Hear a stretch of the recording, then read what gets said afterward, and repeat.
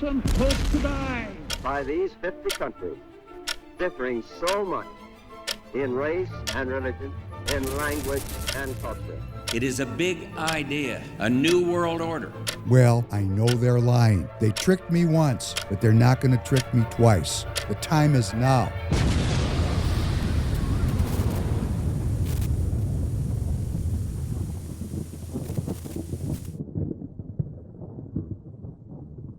Welcome back to the Professor Penn podcast. David Penn, your host, glad to be with you. As always, for episode number 277, Who is the Real Enemy? Coming to you this Thursday, February 5th, 7 p.m. Central Standard Time. I have a little news. Good morning, Tanner. Good morning.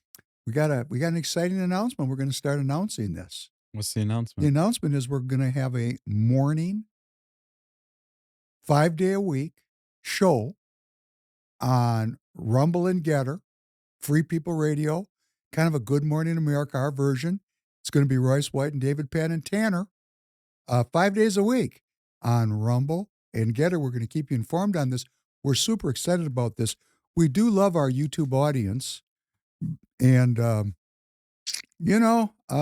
content here on YouTube. We're going to keep hammering away here on YouTube. But Mr. Tanner has created many shorts, minute shorts, and we put them up. And they go right to 950 and they just flatline. Flatline completely. Which is a ceiling. And, we have other friends. We were just talking about this before we came on. We have a friend that does basketball shorts. Yep. And they're huge in the millions of views. Yes. They do not flatline, do they? They do not flatline. They go up and they taper off over time. Yes. So when you hit a ceiling, time after time after time, a glass ceiling, banging your head against the wall, you have to say to yourself, maybe there's another way. So we're going to go over to Rumble and Getter, and many of you are driving to work in the morning, 7 to 9 o'clock, drive time. It's cool. It's Getter. It's Rumble. We're going to be able to do music, sports, entertainment, politics. Freedom. Yeah, we're going to be free. And the way we're talking about it right now, I'm going to do it with Royce. Of course, it's Royce is going to be the feature of the deal because he's bringing the heavy weight. But it's great for me to be with them because I think we're a good team. Hebrews has been, excuse me, that was a default. That's your own title, dude. No, that was a default to, the way back. No, Hebrews has been very successful, and we're going to continue that. We're going to do it every day, and we're looking forward to that very much. So we'll keep you posted on that. All right, on to Who is the Real Enemy? Who is the real enemy? Well, I went to Caucus. Tanner, I'm going to put you on the spot. Did you actually go to Caucus? I went to Caucus. You did? I did. We didn't talk about that. How was your experience there, young man? It was really good. I was really nervous. I kept telling myself, David said it's just going to be a small amount of people. There were a lot of people there, going to be honest. And they even said within my little precinct, they said that it was the biggest turnout that they've seen since they've been involved. So really? There was a little bit bigger of a turnout. How many people would you estimate were in your Caucus in my room? precinct was only 8. But last year it was 3. Okay, great. Fantastic. Yeah. Great. So people, this is the same thing they said at my caucus in SD 45, Alex Plekish's home Senate district, the chairman of our Min GOP. Oh, that's what they said in my. Now here's what happened in mine. Yeah. You had people. Did you get elected as a delegate? I did. Great. I'm going to tell you my experience. It's very interesting. Joshua Coburn, a very important person in Minnesota GOP politics and in the party, who personally told me at one time, not that long ago, listen to this one. This is who runs the party. No Republican should ever run against Amy Klobuchar because she's so good for our state. That was the guy that was running my caucus room. And the last time we had it 2 years ago, 5 people showed up. So guess what they did this time? Instead of having 1 precinct in the room for Joshua to run, there were 7 precincts in the room. He presided over 7 precincts simultaneously. Really? And Joshua's a really nice guy. I mean, I like him. I just don't like his politics. But, maybe he's getting radicalized because he did say some things very surprising to me about how the party was getting tyrannical. So maybe even he is hitting a wall. I have to talk to him about it. But he did say that about Amy Klobuchar. And I do know his politics well. And in all these precincts, the first precinct, there was 4 people. In the second precinct, there was 3. Then there was 3 precincts. Nobody showed up. Nobody showed up. Nobody showed up. Now, this is SD 45, the belly of the beast. This is Minnetonka Wayzata, where our chairman, Alex Plekish, is from. So this is the center of the deal. I mean, you know what I'm going to think about when you say the center? Follow the money. For those of you who are watching internationally and watching nationally, I want to tell you, I live in the poor part of this area. In fact, I'm the last block of Minnetonka. You cross the street, you're in Plymouth. And when you go to Plymouth, Plymouth is not Wayzata. I mean, you'd call me the last house on the left, okay? Because that's what I am. But you go the other direction, like 2 miles to the south of me, and you're on Lake Minnetonka, and you're at the headquarters of the largest privately owned company in the world, Cargill. And there's billionaire after billionaire living in this district where Alex Plekish holds sway. You follow the money. This is the money that runs Minnesota. And I said, I stood up and I said, look, because they were bragging, look how many people are in the room. I said, there's 7 precincts here. There's not that many people in the room. 3 precincts, no one showed up. They showed up in your area. Yeah. Apparently, the people, the Grunduans, are starting to get it. They're starting to get. But there was a huge line at the front. That's so cool. And you got elected. I told you you'd get elected as a delegate. Yeah, it was no competition.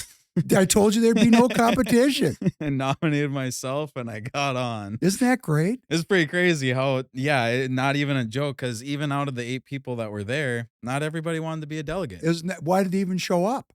Well, okay. Well, to get involved. Okay, well, that's good. You got to start somewhere. There were some people that they had no idea what any of it meant. Most of them didn't. Yeah. I mean, Joshua's describing it. I had to stand up and say, let me tell you what Joshua means. If you're a delegate, you're the most important person in the world because you determine who. So if you went to Caucus in Minnesota and was your first trip, and I know some people, I had some people come on my social media and said they went and they became delegates for the first time. I wonder, can everybody in the comments comment if you had went because you watched this podcast? Were we the influence? I want to know how much we've influenced. You better people. remind it in about 20 minutes when we get downstream when everybody shows up. See, now, I was trained by a guy. I mean, this is entertainment. So if you come late, cool. I'm so glad you're here. And I really do like my audience. I have so many friendships I've developed, digital friendships. I mean, I can just start naming names. I mean, William, AR, I mean, all these names come to mind that, really communicate with me regularly. Scott. I mean, there's just so many people and they really do. Now I feel bad for all the names I'm leaving out. So I could just go. But if I'm leaving you out, it's just because of time. I mean, I really do appreciate your support. But the people do come and say they are participating because of what we're doing, and which is great, which I hope Dan Schultz hears this. But my precinct, I actually stood up and I just said,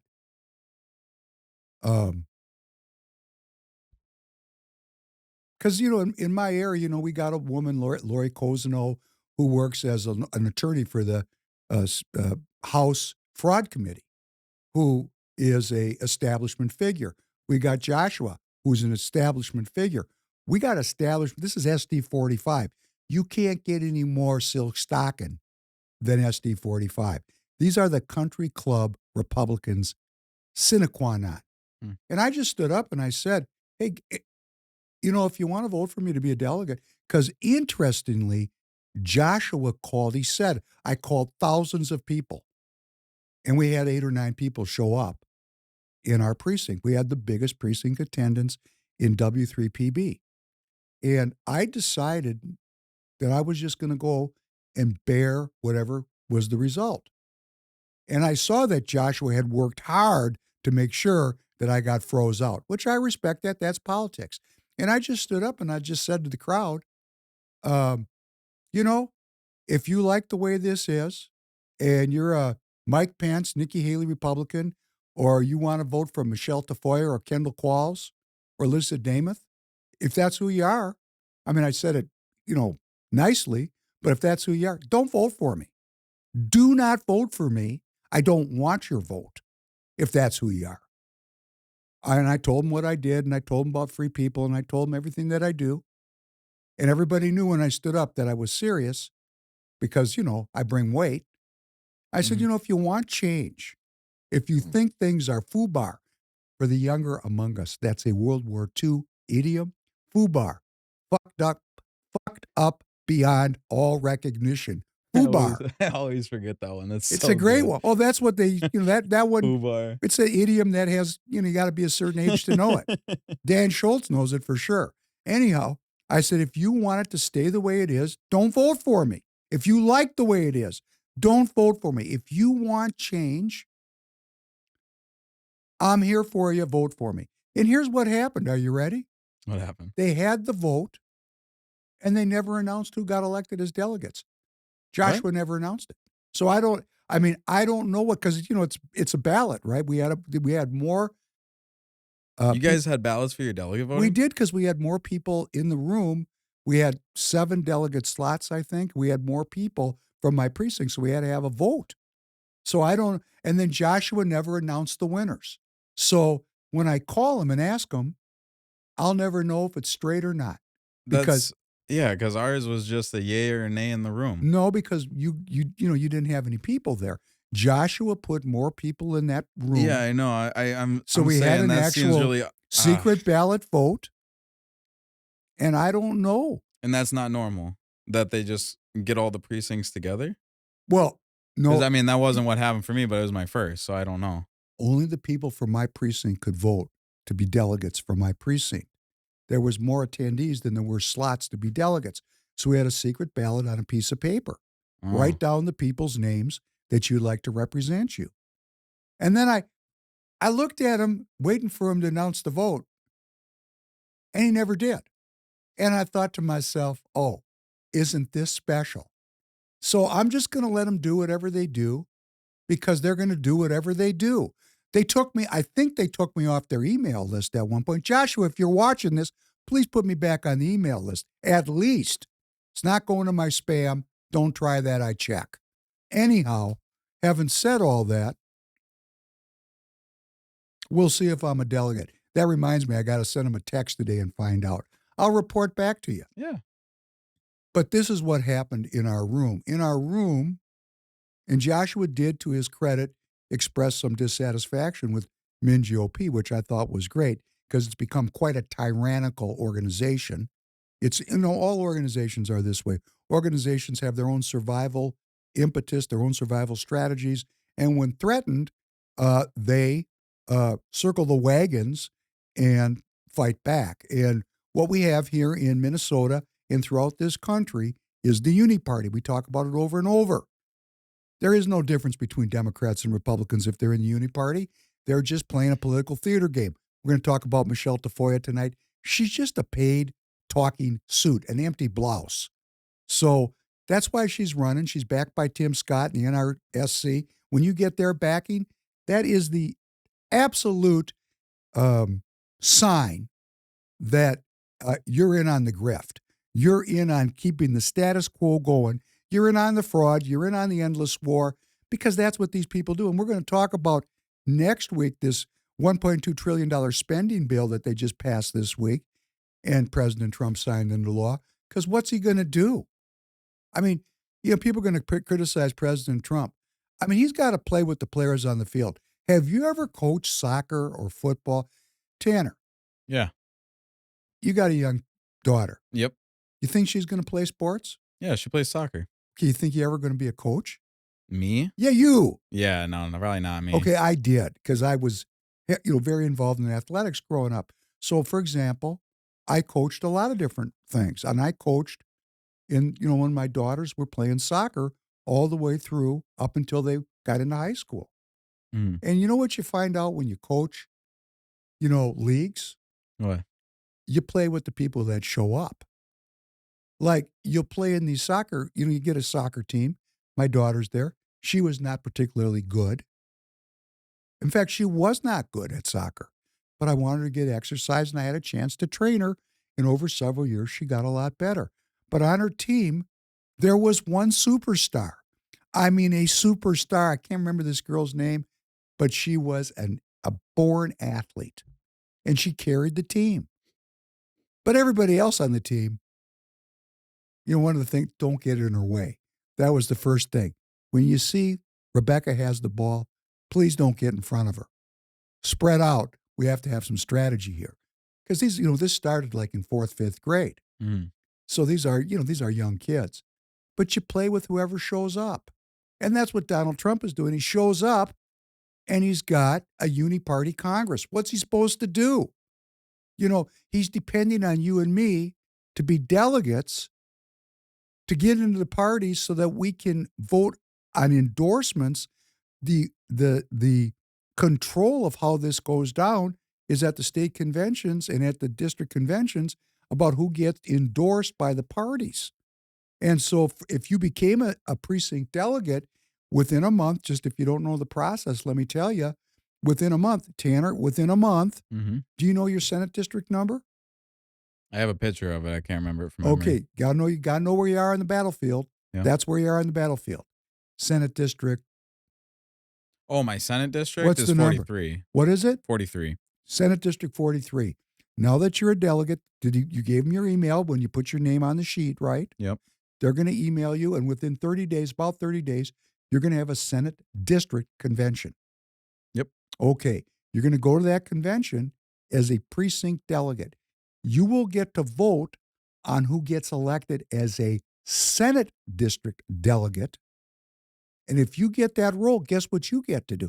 If you're elected as a Senate district delegate, guess who you are?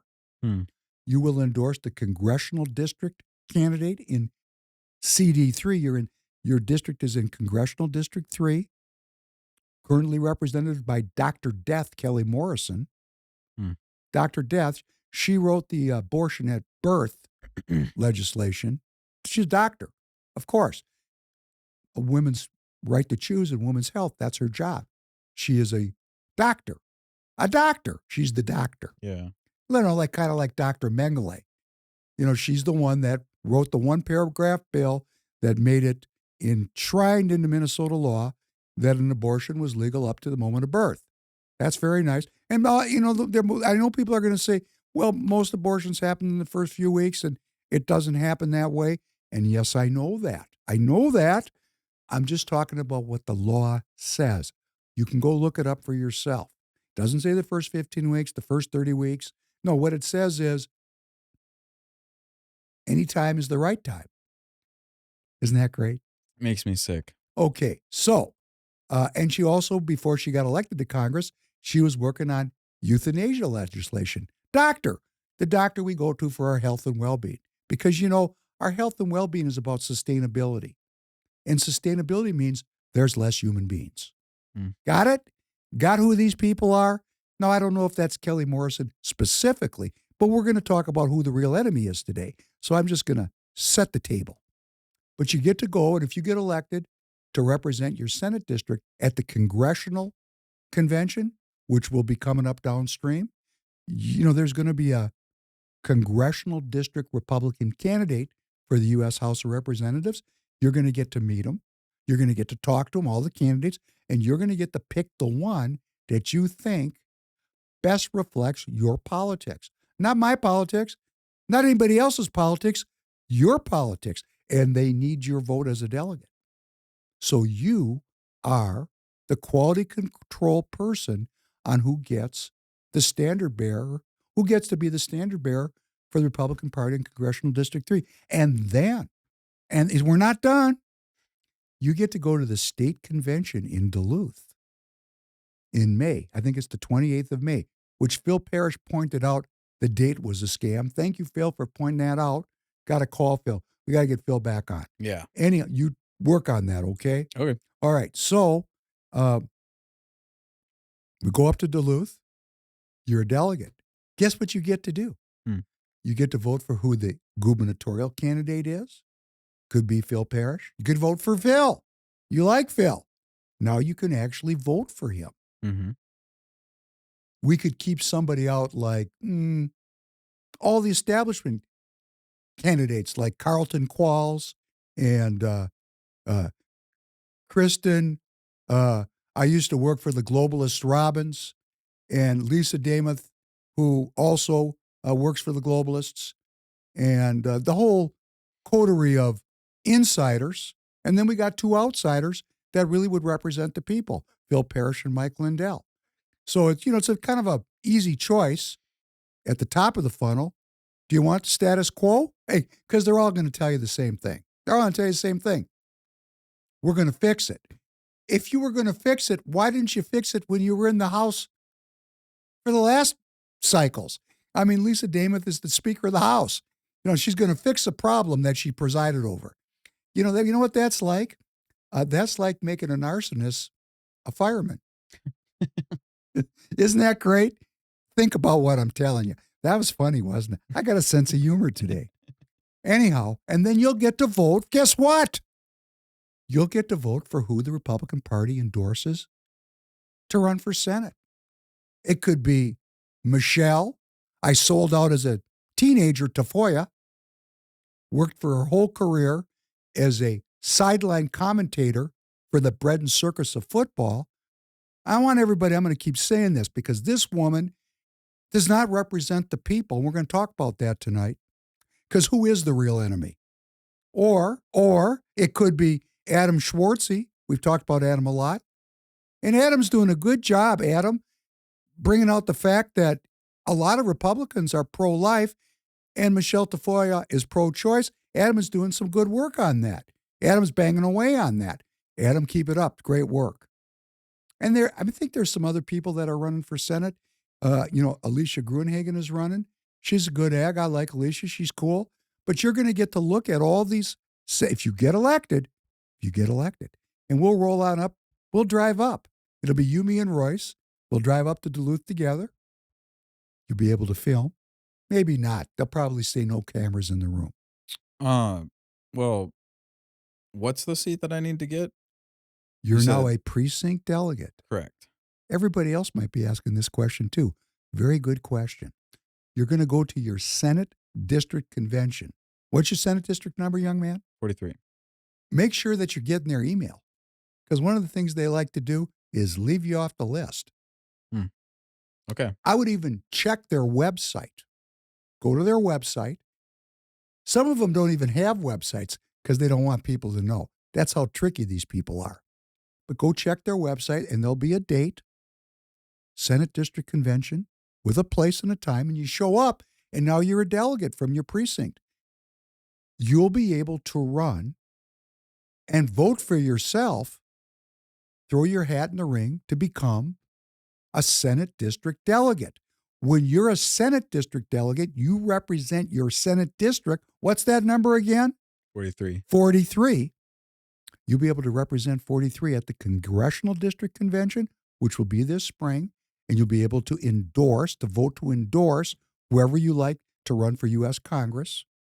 And then not very long thereafter, we're going to roll up to Duluth because once you're a Senate District delegate, you're a congressional delegate and a state delegate. So we're going to roll up to Duluth, you, me, and Royce. We're going to drive up.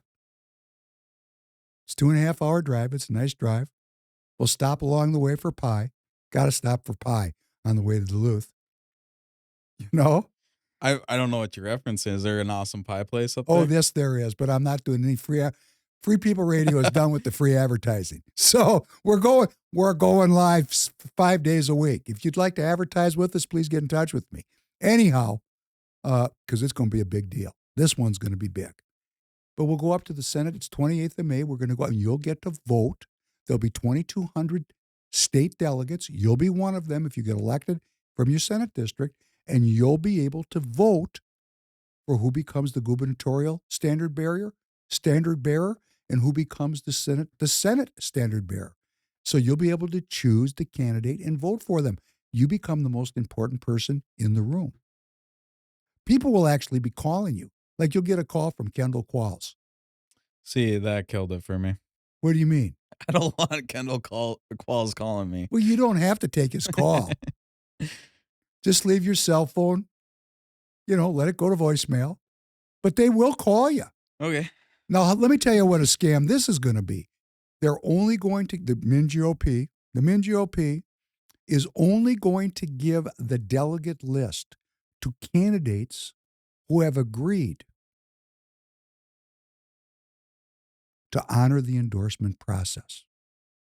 What that means is the way it was supposed to work in the perfect world is that the Republican Party endorses candidates and then nobody primaries them. There's no challenges because we're all together. We're all one happy family. Happy family, right? This is a bullet story. I'm not looking to like anybody. I'm looking for aligned interests. That's a very important concept. But let's just say Phil Parrish gets the endorsement of the Republican Party.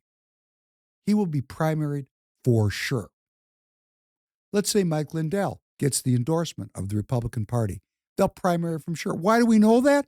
Because in the last cycle, Royce White got the endorsement, and instead of the party rallying around him, all the party stalwarts, Norm Coleman, Paul Gazelka, Rudy Boschwitz, Michele, whatever the hell his name, we've already forgot who you are, Michele, Kendall Qualls. They all came out for Joe Frazier, and Joe Frazier primaried Royce, and Royce beat him. So we're not going to forget about that, kids. We know what's going to happen. So it's going to primary. So they're only going to give the delegate list to the candidates that agree not to participate in a primary. Oh. Team players like Adam Schwartzy. Adam said he's going to honor the process. Congratulations, Adam. So with that as a preamble, a long 26-minute preamble, let's go back to what Tanner said. Tanner, you had an ask. A lot of people have shown up now. I was going to say, now that you're all here, those that are coming tonight, this is entertainment. Thank you for being here. Come anytime you want to. Watch it on replay. I really like the live chat. That's great for the live audience on the live premiere. But let me just say, I was trained by a guy. I've told this story. It's hilarious. You had to show up on time. I mean, if you weren't on time, well, his comment was, if you're not on time, you better be dead. That's what he told us at the beginning of the deal. So if you're not on time, I'm going to assume you've been killed. People were occasionally late, 5 minutes late, whatever. They couldn't get dressed. They couldn't find their boots, whatever the excuse was. They weren't on time. And they'd have to wait because everybody was drilling, right? They'd wait there at attention, and we'd have a break, and a junior would say, "Sir." And they'd say the guy's name is reporting and would like to join us. And then the guy would say, let's say the guy's name was Mike. He'd say, "Mike obviously died. This is Bill. Bill can join us." And that guy's name was no longer Mike. We called him Bill for as long as he was around. That's how I was trained about being on time. Now, you can understand how kind I am to you in the morning. Mm-hmm. Do you need tires? Go to tireget.com, tireget.com. The link is down in the description. I don't know about you, but I don't like waiting in a tire shop or talking to a salesman. Tireget makes it so easy I can order the tires right from my couch. Seriously, it's one website, a few clicks, and the tires are delivered right to your installer. You drop off your car and boom, your tires are on. Plus, you get to support Free People Radio. So not only do you get tires, but you also get to support your favorite show. We'll even throw in an extra little deal. Just enter promo code FPR in the checkout for an extra 3% off. See, I don't expect anybody to perform. But if you're here now, what Tanner said, Tanner, you had an ask about people who went to precinct, caucus. What did you say? Yeah, just comment down below if that was because of an influence of this podcast. Isn't that cool? So if you did go to caucus for the first time, Tanner would like to know. I just want to know. Because, I can say that the podcast is what sent me. Oh, you had a little bit of a personal interaction there with me. Well, yeah, it's a lot closer 277 home for me, episodes. Because when we started out, you weren't even sure about me. That's a fact. Yeah. Anyhow, okay, let's get into the podcast now. We did our politicking up front. Now let's do why we're doing politics. Let's play number 1, please.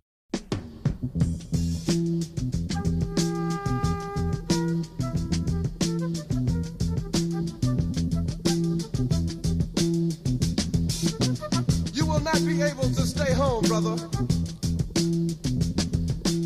You will not be able to plug in, turn on, and cop out.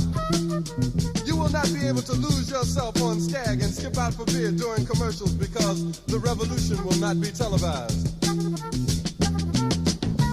The revolution will not be televised. The revolution will not be brought to you by Xerox in 4 parts without commercial interruptions. The revolution will not show you pictures of Nixon blowing a bugle and leading a charge by John Mitchell, General Abrams, and Spyro Agnew to eat hog maws confiscated from a Harlem sanctuary. The revolution will not be televised. The revolution will not be brought to you by the Schaefer Award Theater and will not star Natalie Woods and Steve McQueen or Bullwinkle and Julia.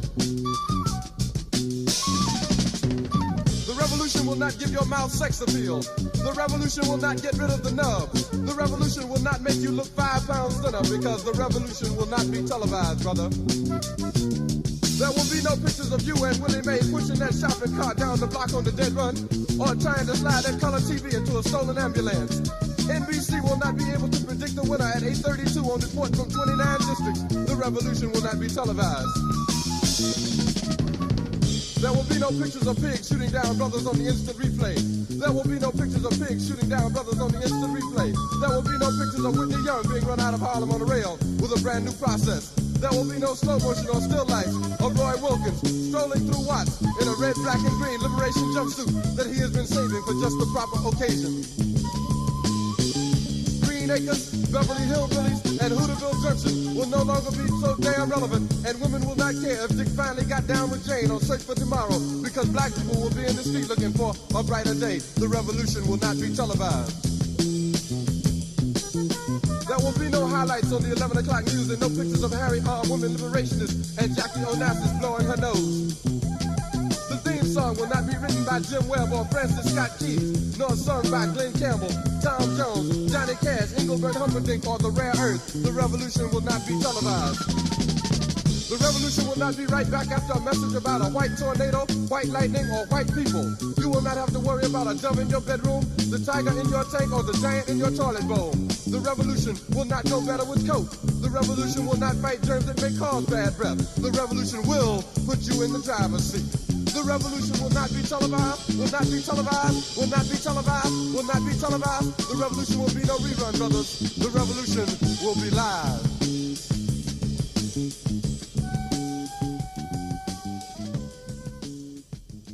You know, Tanner, we played that previously. Do you remember us doing this one other time, this song? I don't remember this song at all. Okay, so before I share why I'm playing this, to lead off tonight's podcast, Who is the Real Enemy?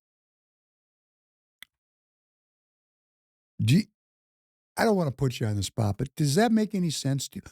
When you watch that, you know, what does that mean to you? I mean, and if you don't want to answer, because it took me a long time. Yeah. To be honest, Yeah. about my Well, I mean, totally art is frank, art. I didn't get it for a long time.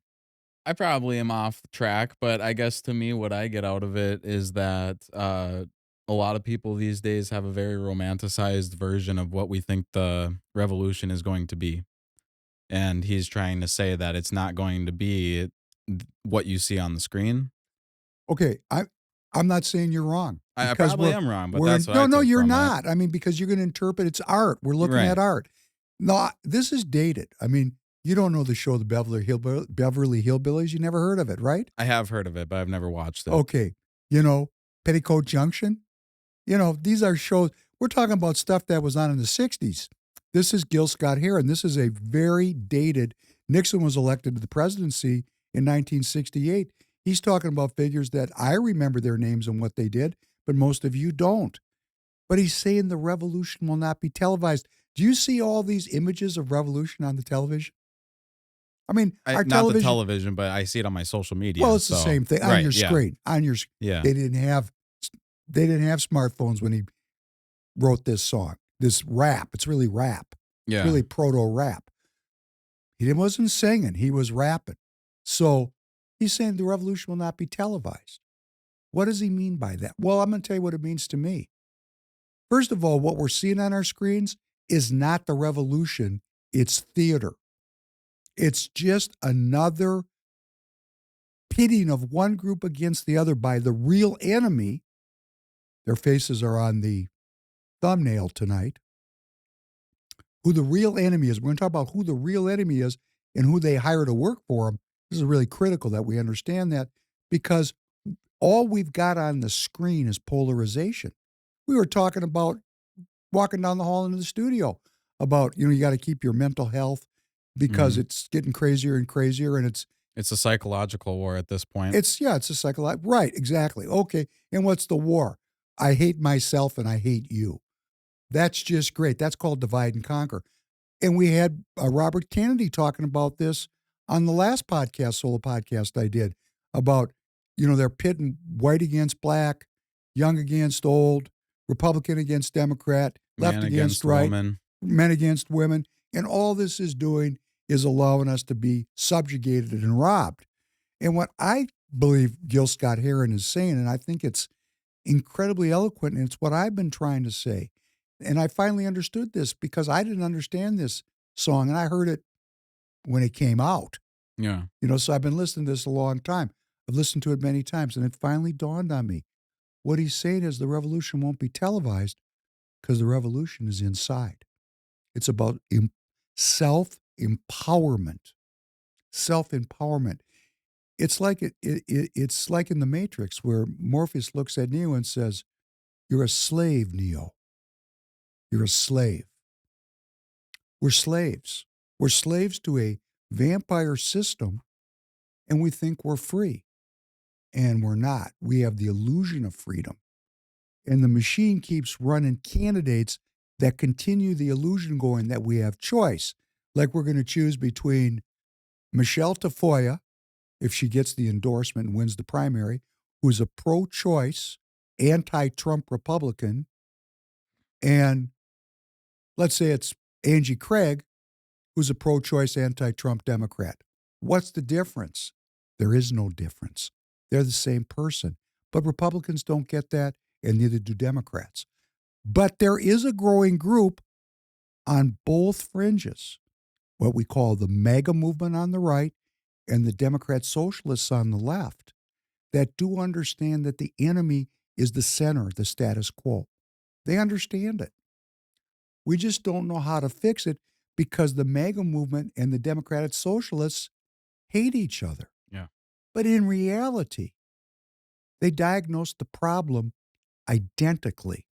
The diagnosis of the problem, like that picture on that one thumbnail, we blame immigrants so we don't blame billionaires. Both sides agree about that. Yeah. We agree. We agree about we agree about the diagnosis, just not the solution. So I'm going to say again, if I can't align my interests with people in the center, if I can't get Republicans to give up their addiction to depravity, I'm looking for aligned interests. So that's where we are in the history of this country. And I'm looking for people who are awake now, because if you're looking for the revolution on television, like if it's all about the pixels on your screen, if that's who you are, you're brain dead. And there's nothing we can do with that until you wake up, like in The Matrix. I love that movie. It's kind of like such a hard time to live in, though, because at the same time that is such a problem, social media and our phones have also become like the city square. So it becomes such a dilemma to know, like, when are we in a full-on revolution if you're trying to go to the city square to see, and that's your phone. The revolution, that's what I want. It's all Thank inside. you. Thank you for setting this up. The revolution comes by becoming free on the inside. It has nothing to do with this external. That's all an illusion.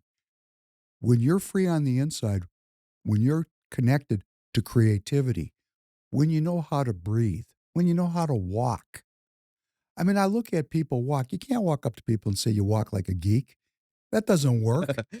But when you really know, when you have really studied how your big toe is so critical to your gait, how you move, how you how your body swings and moves, how you're free, how you're loose, how you can respond at an instant to whatever threat comes about or whatever opportunity comes about.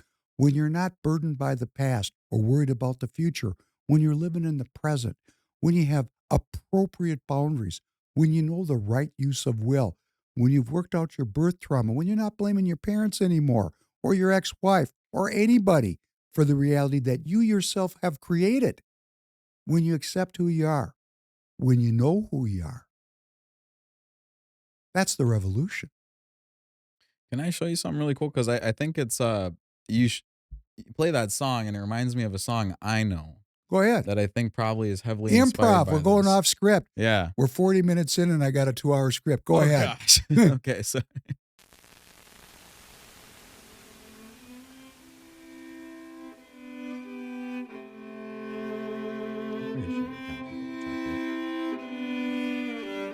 There is a war going on for your mind. Media mavens mount surgical strikes from trapper-keeper collages and online magazine racks. CoverGirl cutouts throw up pop-up ads infecting victims with silicone shrapnel. Worldwide passenger pigeons deployed paratroopers. Now it's raining pornography. Lovers take shelter. Post-production debutantes pursue you in NASCAR chariots. They construct ransom letters from biblical passages and bleed mascara into the holy water supplies. There is a war going on for your mind. Industry insiders slaying test tube babies to corporate crackheads. They flash logos and blast ghettos. Their embroidered neckties say, "Stop snitching." Conscious rappers and whistleblowers get stitches made of acupuncture needles and marionette strings. There is a war going on for your mind. Professional wrestlers and vice presidents want you to believe them. The desert sky is their blue screen. They superimpose explosions. They shout at you. Pay no attention to the men behind the barred curtain, nor the craters beneath the draped flags. Those hoods are there for your protection, and the meteors these days are the size of corpses. There is a war going on for your mind. Cool. I think it's heavily inspired by that other song you showed. Well, you want to know something? This is good practice for the morning show because that's going to be totally improv. Yeah. So we're practicing now. Practicing a and little you're bit. actually setting up the podcast quite lovely for what we're going to be talking about shortly. But before we get into the next segment, I do want to say our good friend, we have a good friend that works with us here at Free People Radio, and he is a Mexican-born American green card holder. He's married to an American citizen. And he's been very upset about some of the content that I've been creating and Royce has been creating because he has a strong feeling about the Mexican community. And I talked to him at length about this, about that, he's an American, that, I'm a Jewish American. And, I mean, not to get into it because it's not the subject tonight, but most Jews have at least dual loyalties to Israel in America, if not more loyalty to Israel and Judaism than they do to America. They never given up their cultural identity and become Americans. They're Americans in name only. And I said, man, you have a chance to be an American. What a cool thing to be an American. And then he told me that what's happening in the streets of Minneapolis is not biblical, that it's anti-Christian, that this is not Christian.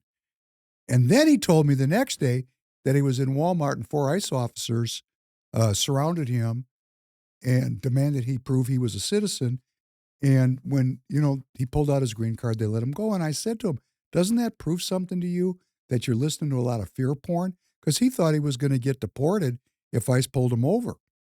But it does indicate it is a war for our mind. And it is a war.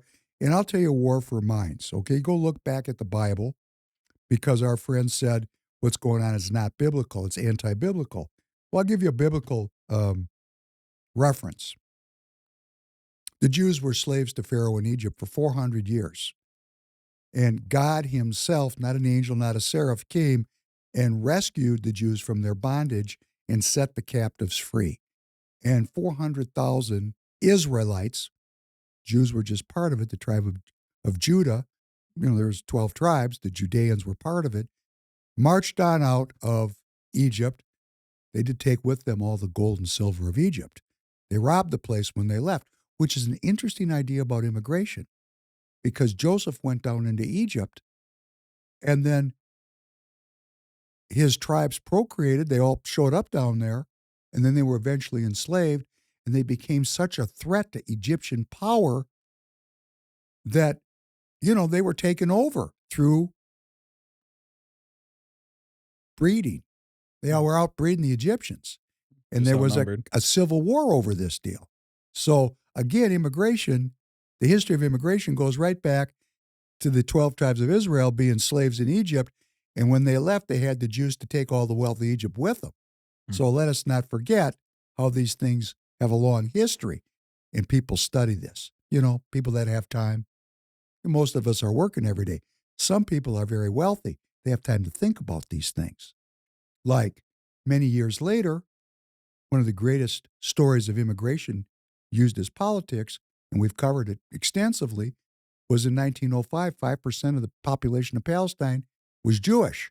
And 30 years later, through the work of one of the people's families whose picture is on the thumbnail, the Rothschilds, there was 600, 700,000 Jews in Palestine, and they took the place over. That's immigration. But going back to the Exodus, these people had a slave consciousness. They'd been slaves for 400 years. And they were led to wander in the desert for 40 years. To the people that came out, every one of them died, except for Caleb and Joshua. Only two original gangsters made it into the promised land. They took the children of slaves in with them. Even Moses didn't get in to the promised land because it's a war for your mind. It's a war for my mind. And so this war for our mind, it's internal. And why the revolution will not be televised is because the revolution is internal. I can look at these sellouts and see them in an instant. I couldn't do that 20 years ago, 30 years ago, but I've debugged myself. And the whole point of the podcast is for those that are willing, that are able, that want to, we're trying to search for truth together. And so we spread the war for the mind to the freedom side. Freedom. That's what we want. That's what I want. Freedom to be me, freedom to create, freedom to pursue my life, my liberty, and my happiness, as is promised to me in the founding documents of this country. But my co-worker here at Free People Radio was very upset, made biblical references, and I thought, well, this, knowing a little bit about the Bible, if somebody says something, it's almost always also written. Please play number 2. Yeah. Pope Leo has cited Matthew 25:35 to critique Donald Trump's mass deportation agenda. How would you respond to Pope Leo in Scripture? So you want me to give you a theological dissertation? All right, I'll tell you what, I'll post it on my website later today, but let me give you a quick summary. Borders and walls are biblical. From the Old Testament to the New, God has allowed us to set up our civil societies and have separate nations. Immigration is not something that's frowned upon in Scripture. In fact, it's welcome. We're to welcome the sojourner and love our neighbor as ourselves. But what's also important in the Bible is that assimilation is expected and anticipated and proper.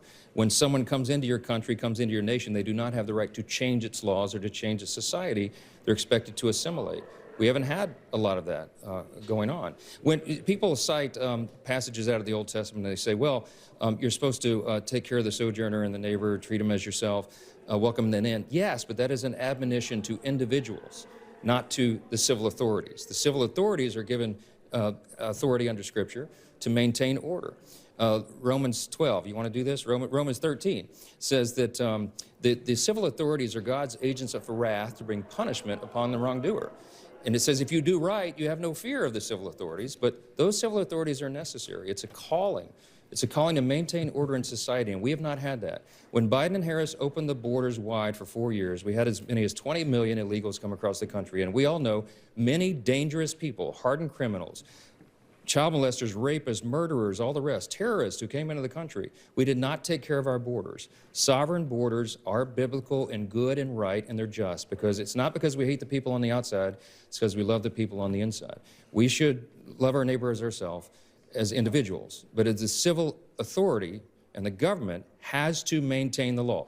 And that is biblical, and it's right, and it's just, and I'm happy to have this lengthy debate with anybody any time they want to, and I'll post on my X page the longer dissertation on that for you today, okay? Thank y'all so much. Thank you, Tanner. That's Speaker of the House Mike Johnson. I'm not a fan, but he did give a very good "it's also written." Like in Exodus 22, 2 and 3. If a thief is found breaking in and is struck so that he dies, there shall be no blood guilt for him. But if the sun has risen on him, there shall be blood guilt for him. So in other words, if you're getting robbed, invaded, you can defend yourself. No revenge, please. We're not vengeful. Vengeance is for the Lord, so it says. And I want to dispel this idea that there's one way to read the Bible. This is something people have to come to. So citing one verse with, it's yin and yang. I mean, there's two sides to every equation. So there is the commandment about loving your neighbor as you wish to be loved. There's also about defending the house. This is the house of the United States of America. We were invaded. Now and I said this to our friend, it's all how you look at all these people. Now, from his frame of reference, because he's a Mexican, he sees a lot of poor people coming up here to escape poverty. Mm-hmm. Like they have every right to be here. And no, they don't. They weren't born here. We have a country, we have borders. If you believe in borders, you believe in sovereignty. If you believe in sovereignty, you believe in limits to man's ambitions. You believe in all kinds of spiritual ideas besides just having a border. These are important concepts that have been lost through globalism. The idea that you have a right to come into another person's country and just hang out there. Well, let me tell you what happens in China. It never happens. Okay? I couldn't even imagine what it would be like to try to do that over there. And I'll tell you how it would be. You get arrested. Yeah. Like right away. There's no kidding. Those people have a sense of China. We've lost our sense of being an American because there's a war for our mind. As Tanner so aptly pulled out improv. It's great. We believe things. And, that's why we have, a vote. If it's a straight vote, a true vote, we would be able to change that. We could go borderless if that's what people wanted. But I don't think that's what people really want. We just have to establish that through politics. So we had to start working on the ideological piece of this immigration thing much more. I heard Royce this morning. He said the people that came in under the Biden invasion, it's all how you look at that. Do you see that as individual people coming up here to escape? Or do you see an invasion brought on by the real enemy? Well, the real enemy is at foot here. We're going to talk about the real enemy, who those people are, what they're doing, and who they hire to work for them. Well, I'll tell you who works for them. Media. Media, the people that run media, they're not in charge. They're on the payroll of the people who are the real enemy. Under the first section clip, this is not the revolution. You see that picture of Pretty? All right, that was in the Minneapolis Star-Tribune. And that's our local newspaper who's owned by someone who is the real enemy, who's alleged to be a Republican, by the way. Now, does that look like a news article to you, or does that look like an advertisement? That it looks like textbook propaganda. That is correct. Like the thing I would see in a history textbook. This is a newspaper with a news article, and the headline is "Bicycle Rods in Honor of Pretty Are Going Global, Popping Up by the Hour." That was the headline. That was the title of the article. I'll read it again.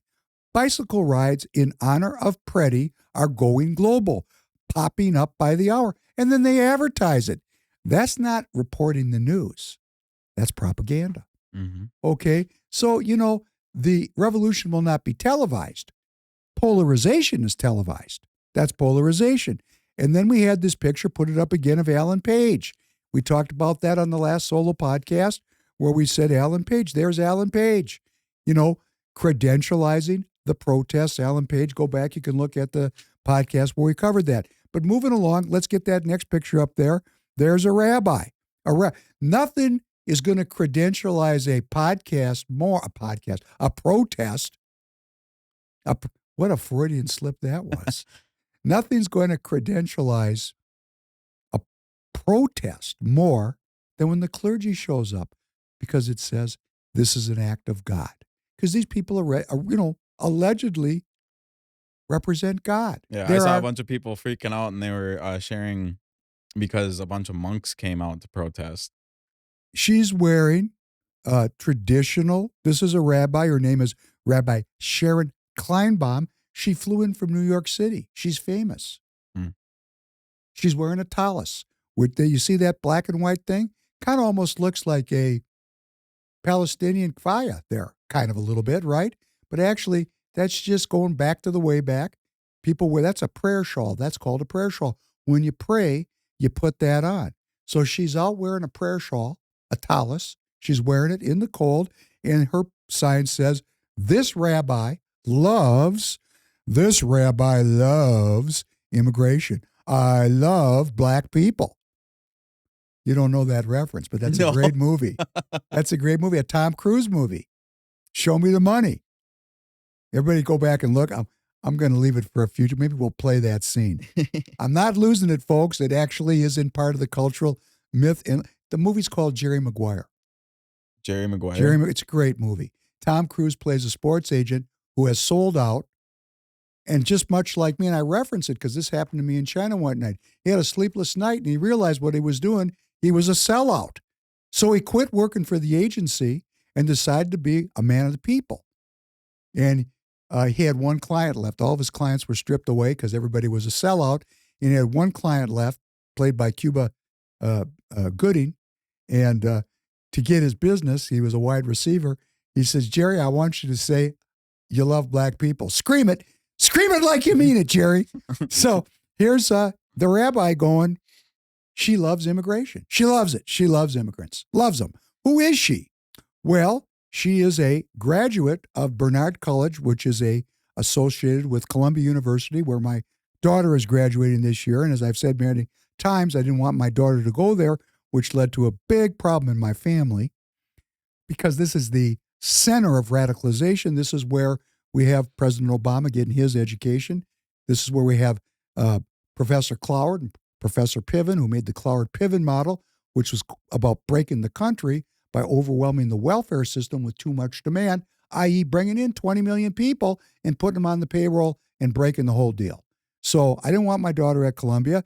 That's where this Sharon Kleinbaum comes from. Bernard College is part of the Columbia University system. She is a gay rabbi in the Reform movement. How does that square? How does it square? It squares if you're part of progressive Judaism. We're going to just talk about that for a minute, because Judaism has three branches. Orthodox, where I, have a background, Yeah. which has many subunits in it. Then conservative, let me break it down for you. The Orthodox, they're really, truly conservative. They're trying to keep the old ways. I mean, they keep all the rules. Like putting baby wiener in their mouth? Let's not go too far. Okay? We'll leave that for another podcast. But yes, Okay. that's that group. Okay. Some of the people in that group, but they're keeping the old, that's called traditional ritualistic circumcision. Yeah. Okay? Yeah. Okay. Back in the day when Abraham started this, where this came from, this was not done at the hospital. This was done with a rusty knife on a rock. And it was done so people keep their hands off their dick and weren't addicted to porn.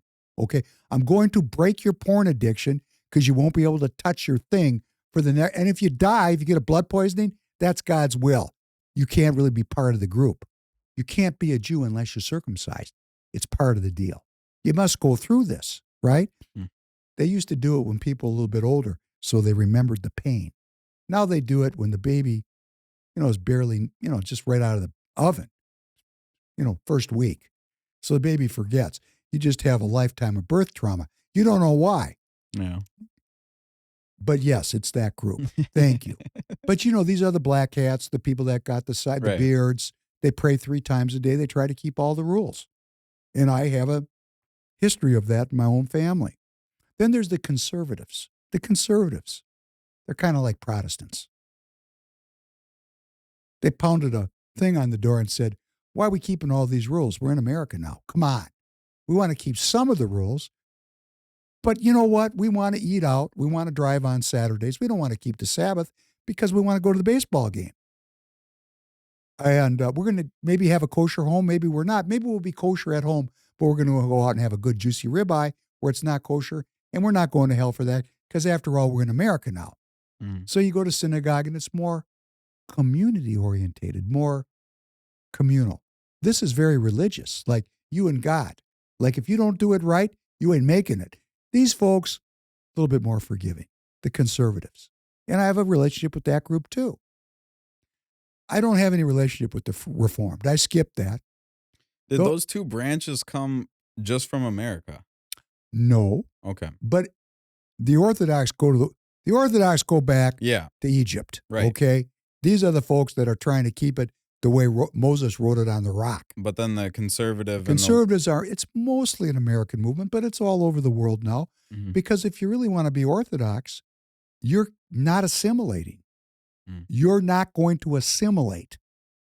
And you can pick them out at 100 yards. It's the guy walking in a black jacket with a hat on with a big bushy beard. What do you think? There goes a Jew. Right? Yeah, I guess, yeah. Okay. You can't tell if somebody's Jewish if they're conservative because they're wearing a business suit. Yeah. Like when Ray Kroc started McDonald's, he did a lot of prospecting for money up here in Minnesota to start the franchise program.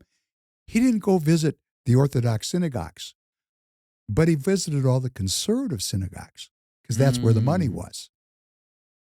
Interesting. Got it? And then there's the Reformed. Now, the Reformed, they've got their own thing going on. They do. And I've been to a couple of Reformed services over time. Let me just say, personally, they have every right as American citizens to do whatever they want to do. But the Jewish part, I know they say they're Jews, and I know I'm supposed to respect them as Jews, and I respect them just because I respect everybody. But what they're doing is their own religion. So this goes back to your question. How do you square that circle? Well, she's a Reformed Jewish rabbi who's gay. But you know what this is? This is a political movement. Right. This is like you go to these churches, Lutheran churches, and they got the gay pride flag up on the altar. That's who these people are. Okay, they have their own thing. And so who is this Sharon Kleinbaum? Well, she's famous, and she has formal affiliations and board memberships in co-founding roles or direct involvement with many non-governmental organizations, particularly in the area of human rights, LGBTQ plus advocacy, immigration, and social justice. She flew in from New York to put on her prayer shawl and march with the protesters because she's into immigration. We're not going to get through this podcast. Is there any religious reason for her to wear the prayer shawl while doing that, or is that just all performative? That's all performative. That is not something you would normally do with a prayer shawl. It's purely for praying. That's not something I would do with a prayer shawl. Yeah, sorry. Because it's ritualistically prescribed when you put it on and when you take it off. Okay. That's kind of what They're very loose. They have their own rules, okay? And I would say basically anything goes compared to the Orthodox. Yeah. Now, if you're a Reformed Jew and you're watching me, you're getting a certain amount of derision that I have for these people. And I don't really have it, okay? Let me just be frank. I'm acting a little bit because she's an American citizen and she has a right to worship any way she wants to. We have freedom of religion. But what I'm trying to transmit is I was raised around Orthodox people and they had disdain for these Reformed people. They didn't view them as being Jewish. So I grew up with that, and I'm letting you know that within the Jewish camp, there are many different tribes. TireGet.com, where convenience meets the road. Why make buying tires complicated? With TireGet.com, it's simple. TireGet.com, one site, a few clicks, and the tires of your choice are shipped to an installer right by your house.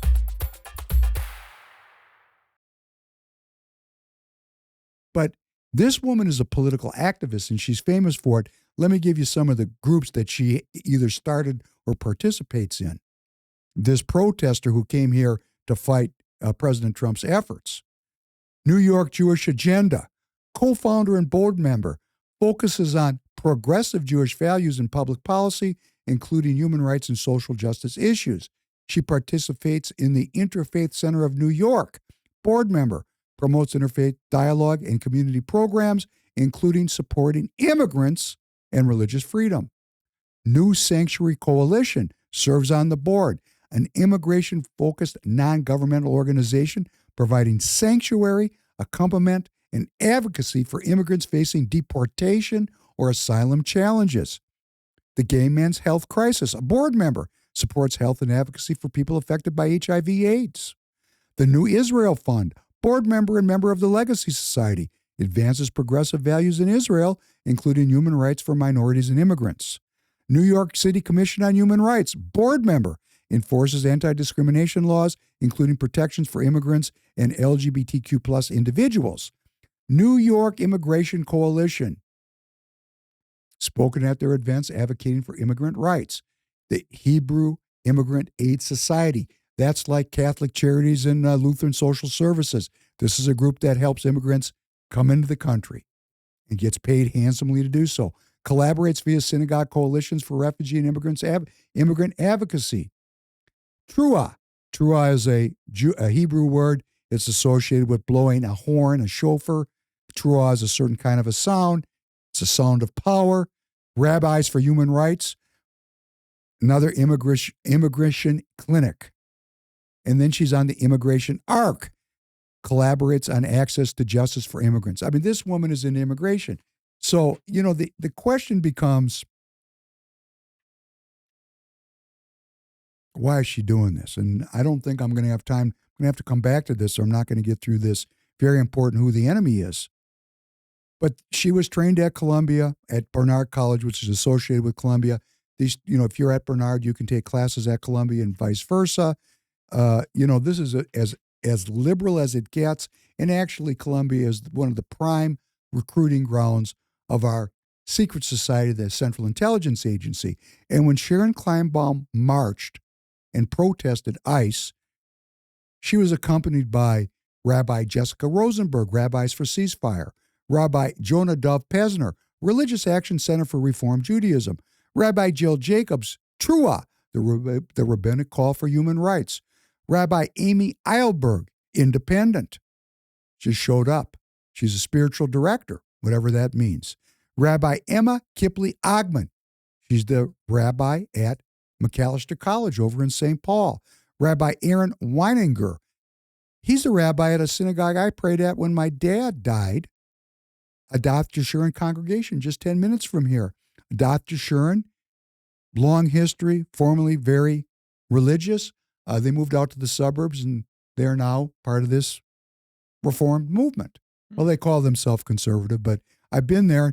We had a funny thing there. First of all, they shut the place down for COVID when I was praying for my father, which really pissed me off because there's morning prayers you're supposed to say every day for a year when your parent dies, and they're beautiful prayers. And my father, I wanted to say that for him, and they shut the synagogue down because, Tim Waltz closed all the places of worship but kept the liquor stores open. Right? Right. So they had no courage to stand up, but they had courage to march out in the cold for the illegals in the city. Mm-hmm. But they didn't have the courage to keep the synagogue open so I could pray for my father.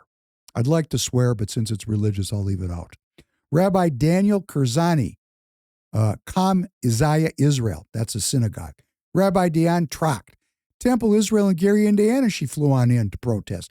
Marsha Zimmerman, Rabbi Marsha Zimmerman, Temple Israel, the Reformed Synagogue right over in Minneapolis. Rabbi Tamar McGill Grimm, Beth Jacob Congregation. I've prayed there too, over in Mendota Heights. Used to be pretty religious. Apparently I was there in the 90s. Something happened over the last 30 years. Rabbi Max Davis, another synagogue. Rabbi Lynn Liberman, St. Paul Jewish Federation. She's the community chaplain. Rabbi Esther Adler, Mount Zion Temple, St. Paul. St. Paul right over on Summit Avenue. Rabbi Michaela Brown, Carleton College and St. Olaf College. Important private institutions in Minnesota. Rabbi Eva Cohen, or Emmett, Minnesota Congregation for Humanistic Judaism. Wow. Secular humanism and Judaism? That's an evolution. Rabbi Joey Glick, Shir Tikva, 5 minutes from the studio. Rabbi Deborah Rappaport, Adult Jewish Learning and Contemplative Practices Director, affiliated with the Talmud Torah of St. Paul. Rabbi Adam Stock Spilker. He did my son's bar mitzvah, Mount Zion Temple. I was not involved in that. Rabbi David Steinberg, Temple Israel in Duluth.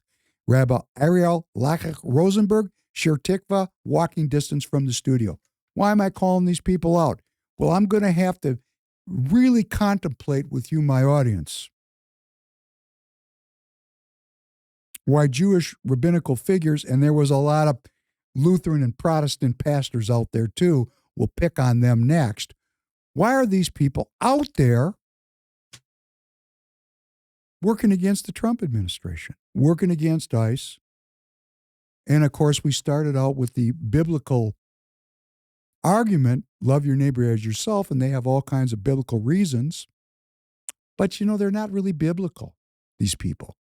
I mean, the black hats are biblical. These people reference the Bible, but they have a different interpretation, or they just do. I mean, that's my opinion. I'm sorry. And if you're praying that way, it's none of my damn business. You're an American citizen. Please do it. But why are you out there? Lutherans, Protestants, Catholic bishops.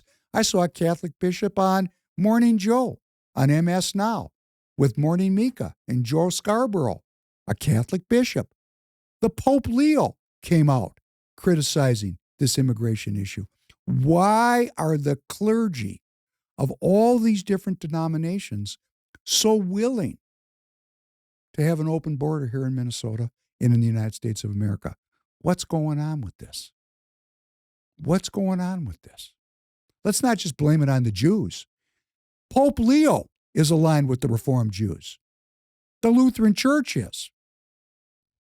Why what is going on? And let me just tell you, just so you know, and I want to have Rabbi Spilker on here, and I got his telephone number. He probably won't come, but if you get this, you're welcome to come on and tell me why. But I'm going to tell you, these people, Tanner, these people that put on these vestments and stand up in front of congregations, they're not any more than you or me. They're just running businesses in pretty costumes. They're just people. Now, we invest in them special energy because we have something called the professions.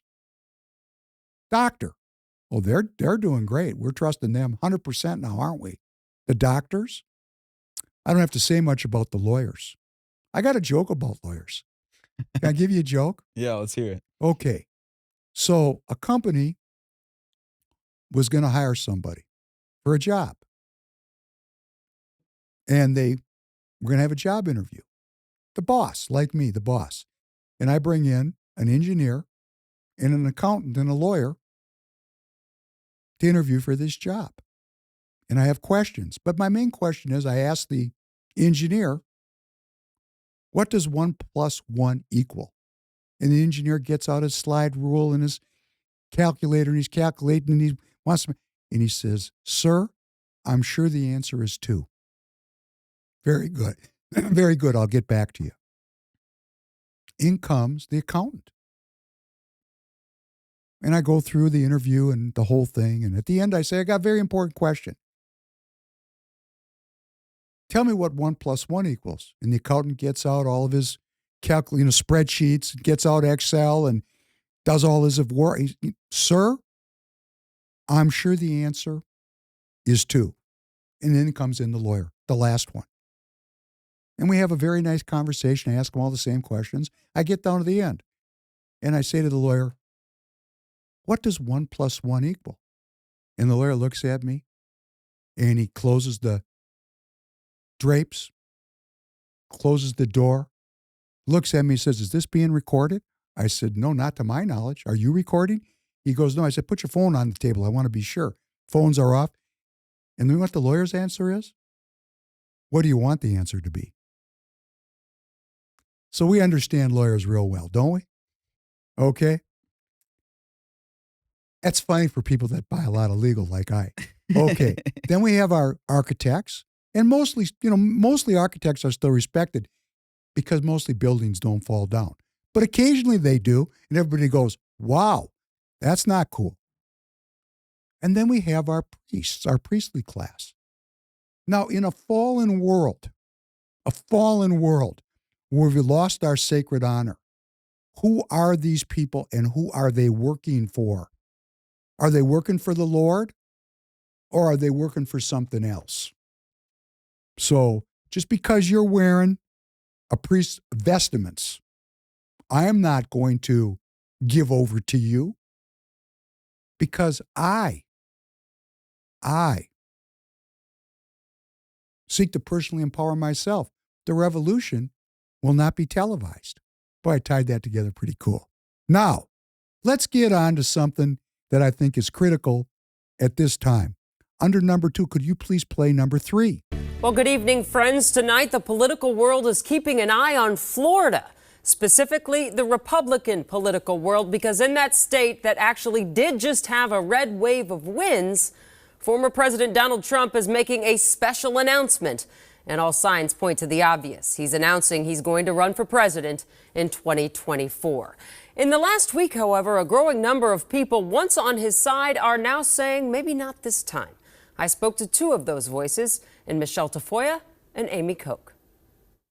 Michele Tafoya became a household name from the sideline, calling games, until early this year when she got off the sidelines and into politics. She had a brief stint with Republican Kendall Qualls' campaign for Minnesota governor, and then 5 days ago, she wrote an open letter to Donald Trump on her Substack account saying, please don't run for president again. I think people know that if Trump does throw his hat in the ring, as he's expected to do, that chaos is back. And we've had enough. I mean, people are exhausted. Why is Tafoya going so far as to say, don't run, Trump? There are so many things going on that people want some leadership without that kind of baggage, without that kind of tumult. I hear it a lot from people I know who voted for Trump, who just don't want to see him back now. They want something a little closer to normal. I think people want sanity. I think people want to breathe normally again. I think people see the writing on the wall. And this just isn't Tafoya. 3 days ago on Fox, a tweet about calls for Trump to delay his announcement. The Hill published a story saying the party is worried that Trump announcing will backfire. Then the Trump-backed Lieutenant Governor of Virginia came out and said Trump in 2024 is a liability to the Republican mission. He won in 16. He was new. He was fresh. Back stateside, longtime Republican Amy Koch had this to say of Trump's seemingly inevitable announcement to run. I bet you 80% of Republicans think, don't do this. And her reason? He's a reason they are losing, she thinks. I think what Republicans have to look deep at is we have basically had 4 elections with Trump on the ballot. And don't kid yourself, he was a big part of this ballot, and he's 1 for 4. So agree with the sentiments of these Republicans or not, but the call is out there now, no matter what the former president decides to do. Look, I don't know what he's going to announce. I don't know what happens, but I do think now that people know his playbook and they know his game plan, they're going to be much more prepared to deal with him. Will he fizzle out? Not quietly. We know that. That's good, Tanner. You know what? Michele Tafoya does not have the intellectual chops to understand President Trump's playbook. And I want just everybody to know here in Minnesota and around the country that are listening to me, what an insult to the base of this party that the party stalwarts will erect this empty blouse, this anti-Trump supposed Republican. And let's quit talking about just Trump. It's his policies. The policies of American citizenship, the policy of sovereignty, the policy of nationalism, the policy of independence, self-governance, everything that these people give away. This woman worked for the real enemy her entire career. We're going to get to that. The real enemies.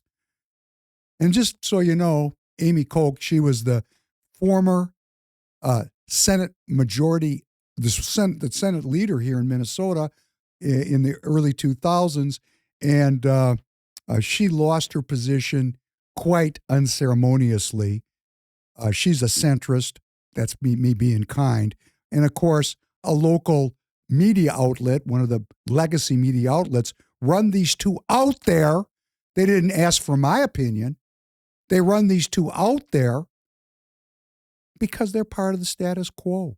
And Michele Tafoya, no matter what MAGA hat wearing BS she peddles now, is an anti-Trump. And it's not Trump, it's his ideas. Let's get beyond President Trump alone. The chaos is coming because he's changing a system that is a vampiric system that discriminates against who? We the people. In favor of who? The real enemies. And that's what we're dealing with now. We're going to get focused on the real enemies and defeat them. And we just saw, and we're going to cover it next week, Epstein. Oh, they popped up on that deal. This Epstein thing, 3 million pages. We're starting to see, oh, these folks spend their playtime. Yeah. Right? Yep. When it's my plate, go ahead. I just want to say real quick, now that we're bringing that up, all the protests we saw for ICE and all the people out there, but I haven't seen one single type of protest about these Epstein files. And next week we'll talk about it. It's just it's sad, isn't it? Makes me think it's funded. Because why? Oh no, it is funded. Yeah. Oh no, I can't. I always hear that because it's all speculation. Oh no, it's not speculation. No, you can go right on X. No, all these protests are funded by the real enemies. We're going to talk about it. Thanks for the setup. Now let's just say, and let's remind everybody that Rod Kern, who's at the top of the Republican Party of Minnesota, what a group of just goofballs these people are, asked me out for dinner and he said, David, would you please convince Royce White not to run for Senate? And I said, Rod, I don't have that kind of juice with Royce. And there's this thing that comes up from time to time. I'm Royce's Jewish handler. I mean, Tanner, do I have much sway with Royce around the campfire? No, you don't. No, Royce does whatever. Would you please testify for the audience? Yeah, Royce is going to do what Royce does. Right. That's that. And I told Rod, I mean, he's my friend. We work together, but I don't tell him what to do. Not that I haven't tried. It just doesn't work. And because I am at that place in my life where the revolution is not televised, if somebody has a boundary, I might try to give them some suggestions a couple of times. But if they're not going to listen to me, I'm going to stop giving them suggestions. Yeah. Because you know why? I mean, and I think Royce is great. But Rod said to me, he can't run. I go, why? He goes, he can't win. I said, how do you know that? He goes, what we need to win is a successful businesswoman, which they're pitching Michele Tafoya as a successful businesswoman, but she's never operated a business. But hey, she sounds very organized. Sounds organized. But what we need is a pro-choice Republican woman. That's what's going to win. A pro-choice Republican woman. And these Republicans in CD3 where we live have been plying this trade for 20 years, and all we do is keep losing. And they keep trying it over and over again, which makes me think that they're working for the real enemy, and the whole thing is about never winning. Because you keep trying the same dumbass strategy, and it never works. It hasn't worked for 20 years, and you keep doing it over and over and over again. Makes me think you're all just progressives. Okay? And, you know, that's cool. You have every chance and right to do that. But we're not buying it as American citizens. We're just not. And watch this one, number 4. This is even better.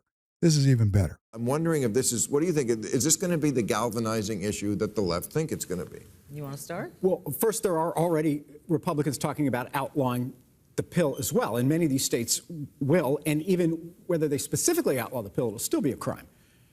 We're not going back to 1973. We're going back to 1931 and before. Well, a lot of states, my state of Texas, where I grew up, they have a law that it was not back to the 30s, but Michigan has a law that goes back to the 30s. Texas has one. Automatically, 30 days after Roe versus Wade is repealed, which will happen, it'll come out in June. 30 days. An abortion in Texas is a felony. No exception for rape, no exception for incest, life in prison for the doc. That's Texas. In Texas. Well, that's 30 million people. Michigan has the same law.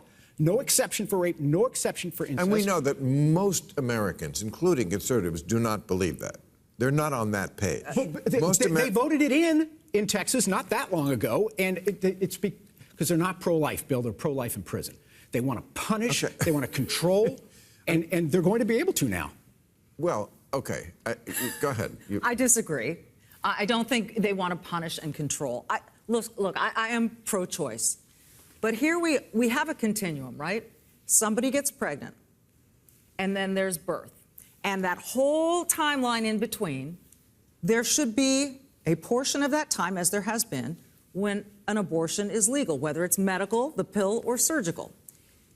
There's got to be a point at which we say, this is a human being capable of living outside the womb, where maybe we don't do that. I think that's what you see a lot of in Europe, and a lot of people are kind of settling around, okay, 15 weeks maybe. Now, I have a good friend, lifelong liberal, who happens to be attached to a children's hospital in St. Louis, Missouri. And he has seen preemies in incubators 5 months along. They are born, they're there struggling to survive, that are now 20-year-olds walking the planet. And he feels this is a lifelong liberal, and he feels very strongly about this, that once that baby is viable, why would you extinguish that life? Now, not everyone's going to agree on this. It's going to require some tough work. There are lots of questions. Well, you just outlined what Roe v. Wade holds and what the Supreme Court is about to overturn. But that won't ban abortions. I realize there are snapback rules in some states. But states will. States have. Louisiana passed, you mentioned this in your monologue, a state assembly committee in Louisiana passed a bill yesterday, 7-2, it's not a final law yet, that says life begins at fertilization, which means the IUD is murder. This is what they're voting on in these Republican states. If they had your kind of sensible centrist position, I don't think people should be as upset. But they don't. The second largest state is going to make it a felony with life in prison. Yeah, that's crazy. It is crazy. Right? Yeah. And again, just the perspective, most Americans think that's crazy. I would agree. I think probably even in Texas. Yes, they got it passed. Well, I mean, we'll see if something like that holds. We'll see. In November, the Texas legislature is on the ballot, the Michigan legislature. If you all don't want felony life in prison laws, you can vote them out. Right. Absolutely. Well, another thing I learned this week that I think I maybe knew this, but I forgot it, is that it didn't used to be a partisan issue. Right. At the time Roe versus Wade was passed, it was not a partisan issue. It became a partisan issue because of the Christian right. They made it a partisan issue. They made it so that it became where the Democrats were for abortion being safe and legal, and Republicans were also when their mistresses got pregnant, of course. But in general... All right, so my point in running these two clips, knowing the delegate base and the voting base of the Minnesota Republican Party, that the establishment, as represented to me by Rod Kern in CD3, because this is where this comes out of. That's where Alex Plekish lives, the chairman of the party. And the NRSC, Tim Scott, allegedly these people are all wearing red MAGA hats, would run as their featured candidate. And we got Dustin Gragey, who's allegedly pro-life, continuously pumping Michele Tafoya now as the second coming, that they would do this to an electorate. The backbone of this party is pro-Trump, and in Minnesota it's pro-Trump and pro-life. Shows you the disdain they have for the voters of Minnesota that support them. They hate you. They just hate you. And they hate me. And they can pursue this, and they're going to pursue it, and it's going to further divide in the party. If this isn't going to bring unity, this is going to cleave this thing further. So we'll just continue to have the fight. But this fight goes all the way to the top because Michele Tafoya, being such a great media personality, a sellout of the highest order who has access to every other sellout like Fox News, the status quo. I'm looking at this Michele Tafoya thing on abortion, and that same day there was this article that comes up in Fox News about a big controversy at Notre Dame, which is a Catholic university. And now we're going to start talking about the real enemies, the real money, the stuff that you and I don't know anything about unless we research it. Why we can't fix this country. Because the real money it's fixed as far as the real money's concerned. And I'm looking at this Notre Dame article on Fox News, and you think Fox News is going to be, pro-life because it's got a conservative audience base. And they run this article, and it's such a tricky article. And they talk about this Notre Dame controversy where a woman named Susan Osterman, a professor, has been nominated or has been chosen to run something called the Liu Institute for Asian Studies. And she is a very pro-abortion, pro-woman's right to choose professor. And there's a controversy at Notre Dame because the Catholic University, they're pro-life, and then they're putting this woman in charge of this institute, the Liu Institute, and then Fox News is running this article. And it's really an advertisement for abortion. They interview Osterman, and she says almost 90% of abortions occur during the first 10 weeks of pregnancy when there are no babies or fetuses. Well, that's a nice interpretation, isn't it? Yeah. Okay, that's her interpretation. That's my mother's interpretation. A clump of cells, my mom calls it. There are only blastocytes or embryos, clump of cells. So tiny they are too small to be seen on an abdominal ultrasound. They also called it a lie that abortion is dangerous, writing, "This could be no further from the truth. Research shows abortion is safe and does not have long-term effects on physical or mental health." Well, I'm just going to say anecdotally, every woman I've ever talked to about it, them having an abortion, they are affected by it in their mental health 20, 30 years after. But hey, that's anecdotal. I'm not doing research that's paid for by the real enemies. These authors further wrote that abortion doesn't cause cancer, it doesn't affect future fertility, and most people feel relief after an abortion and do not regret their decision. Up to 11 weeks, medication abortions are generally performed using mifepristone and misoprostol, which are safer than taking Tylenol. So the drugs that cause chemical abortions are safer than Tylenol. May be true. Tylenol is probably not good for you. In another 2022 article published in Salon, written by Osterman, she wrote, or was titled, "Forced Pregnancy and Childbirth Are Violence Against Women and Also Terrible Health Policy." Osterman wrote, "Criminalizing abortion results in irreparable harm. In fact, it actually has the opposite policy effect that anti-abortion advocates say they want. It can increase abortion rates, unintended pregnancies, and infant mortality."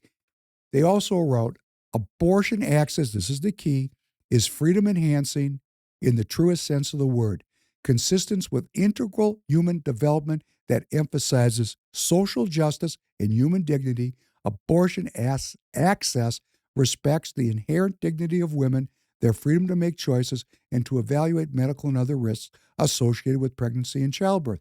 Now, my point in saying this is not to litigate the pro-choice, pro-life issue.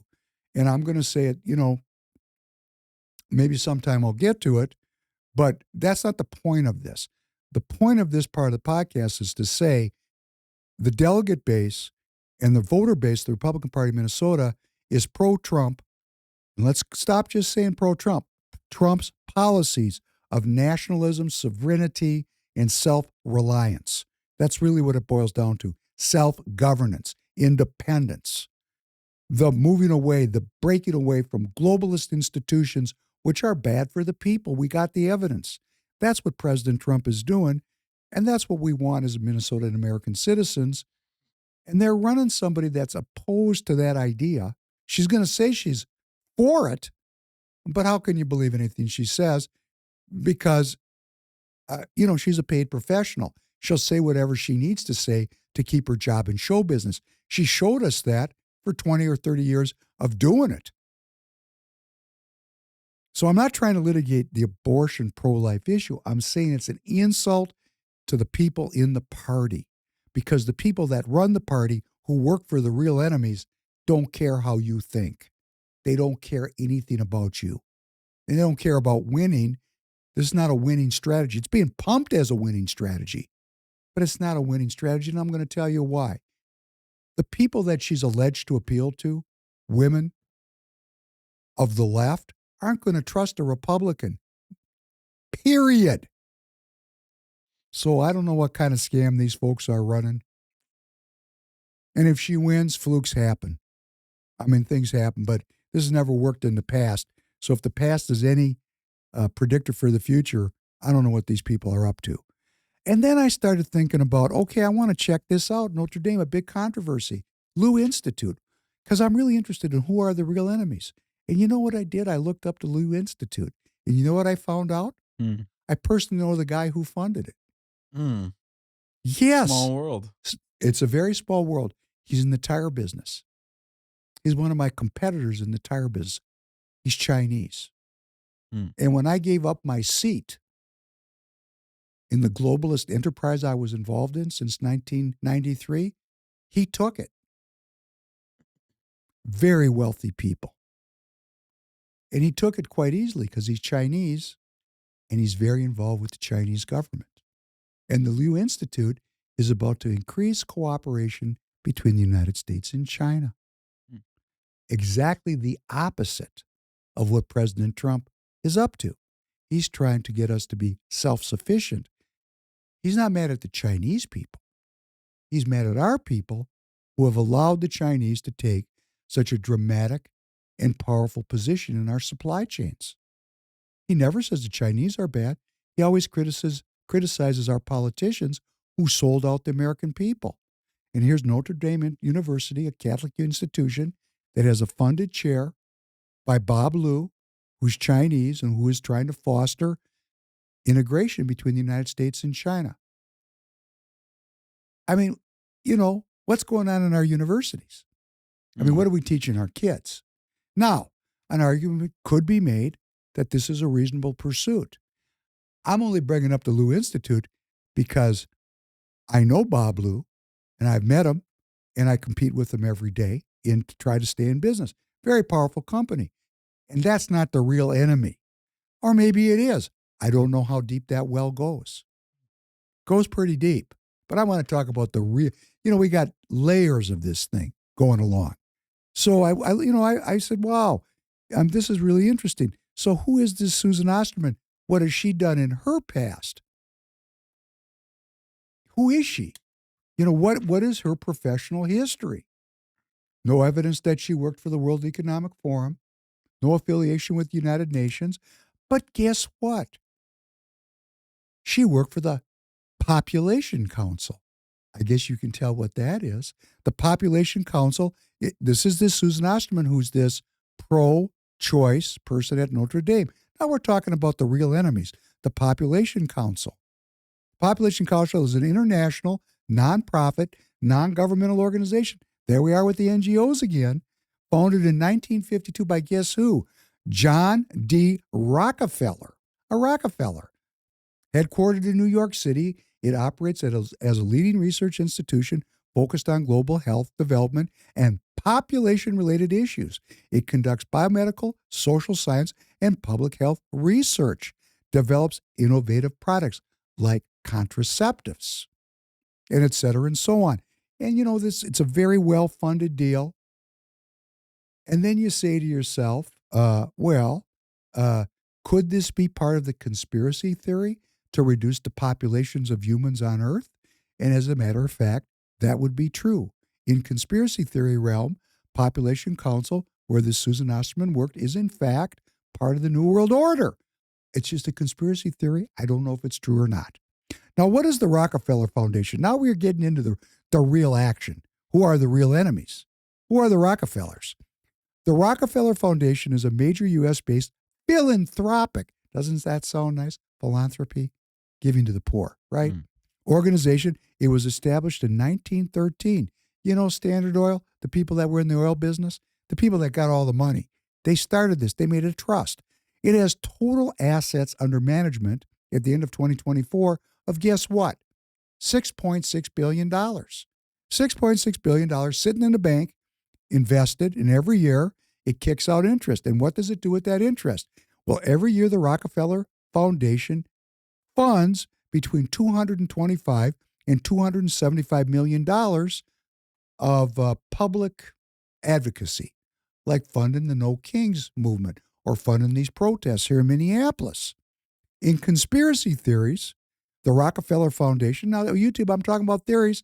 I'm not saying it's my idea. I'm just sharing what's out there on artificial intelligence. In conspiracy theories, the Rockefeller Foundation is frequently portrayed as a central player in alleged elite-driven schemes for population control, depopulation, and establishing one world government, often referred to as the New World Order. Critics claim its historical support for family planning, like the Population Council, which Susan Osterman worked on, and she's in the middle of this controversy at Notre Dame, which Fox News highlighted to pitch abortion, and Michele Tafoya is always on Fox News. Just trying to connect some dots for you here. Critics claim, am I moving too quick, or are these dots connecting? You're connecting. Are they? Good. Critics claim that its historical support for family planning, reproductive health research, and population studies in developed countries framed in the mid-20th century amid concerns over rapid population growth was actually covert eugenics. That'd be quite Nazi. You know, eugenics and Nazism are closely tied. Forced sterilization or engineered reduction of poorer populations to benefit wealthy elites. These theories link the Rockefeller Foundation to broader cabals involving figures like Bill Gates and George Soros and international bodies like the United Nations and the World Health Organization. President Trump just took us out of the World Health Organization. President Trump just took us out of, I think, 36 or 37 different United Nations sub-organizations, subgroups. He's pulling us out of these deals. Does President Trump believe there's a new world order? He must, because he's getting us out of it. It's not about President Trump. It's about what he's doing, okay? So when Michele Tafoya says she's not for Trump, what is she for? Well, she only worked for the real enemies. Who do you think owns these football teams? Grundoons? No, the wealthiest people on the planet own professional sports because it's their hobby. Racehorses. I'm going to buy a racehorse. No, you know what I'm going to do? I'm going to buy Royce White. What's the difference to those people? Mm-hmm. Right? Sorry, Royce. I don't want to hurt your feelings, but, you know, the facts are the facts. She, excuse me. She also worked, Susan Osterman, before she went to Notre Dame, she worked for Freedom House. What's Freedom House? Who are these spooky academics? What's going on in our universities? Who are the real enemies? Freedom House. What's Freedom House? Freedom House is a U.S.-based, again, nonprofit founded in 1941 that promotes democracy, political freedom, and human rights through research. Here it is again, research, advocacy, blah, blah, blah. Guess who funds it? 88% are federal grants from the United States State Department, from USAID, which Elon Musk said was the most corrupt organization in government, and they shut it down. Marco Rubio shut it down. And we have a lot of senators that are trying to put it back up. Republican senators. Who are those people? Oh, those are the people that run the National Republican Senatorial Committee, the NRSC. The same people are trying to bring back USAID that are trying to put Michele Tafoya into the Senate, even though President Trump is trying to shut it down. Does everybody see how foobar this whole thing is? Yeah. Okay. Now, USAID, it does get some money outside of the government. Guess who funds it? George Soros and his Open Society Foundation, the Ford Foundation. Now we're getting into the real enemies. Tech companies like Google, Meta Platforms at Amazon, and X fund Freedom House. Foundations, the real money. The Hereford Foundation, Merrill Family Foundation, Dutch Postcode Lottery, and on it goes. And it's funded by the National Endowment for Democracy. Ooh, that's been in the newspaper as being a New World Order organization. So this is what's going on with Susan Osterman. And her advisor, just to let you know, she got her PhD. Oh, guess where? Berkeley University, California. Can't get any more leftist than Berkeley. It's been left since there was left. So that's what's going on. So, Tanner, you know, when your kid gets old, and let's say we get very successful, and you got a great job at Free People Radio, and I certainly hope that happens, and now your daughter's 18. Dad, I want to go to school. Honey, I love you. Where would you like to go? Oh, I want to go to Berkeley. What you going to say to her? Mm-hmm. Because it won't matter if she says she wants to go to the University of Minnesota. That's just as bad as Berkeley. But the people in this state that run this government for the real enemy will not attack the University of Minnesota because they're afraid to, because they're not independent. They're on the payroll. These people are all on someone's payroll. They're all representing the money. They're not representing you and me. And you know what? You said something wonderful. More people showed up at caucus than ever before. You know what they're going to do to caucus in the next 2 years? They're going to eliminate it. I think so. Oh, yes. Because that's what the uni-party Democrats and Republicans agree on. We certainly don't want the people to get involved in politics because suddenly we might start electing people like Royce White or Phil Parrish or Mike Lindell that might actually represent the interests of we the people and not the money that's ensconced away in these trusts, billions and billions in dollars. You know, this Rockefeller Foundation gives out $250, $275 million a year. What could we do at Free People with a $1 million grant? Yeah. Be crazy, wouldn't it? It would be nuts. So Tafoya, listen to Tafoya's view on education. This is great. Public schools are funded by taxpayers of all political beliefs. That funding comes with an obligation for classrooms to maintain political neutrality. Educators, like all citizens, absolutely retain their First Amendment rights on their own time, but should exercise restraint in promoting partisan or ideological causes in their classrooms. Guess what? Drivel. She has no power over that as a senator. You know who has power over that? You do. You can just start going to your school board meetings. Just sit there and listen to what they say.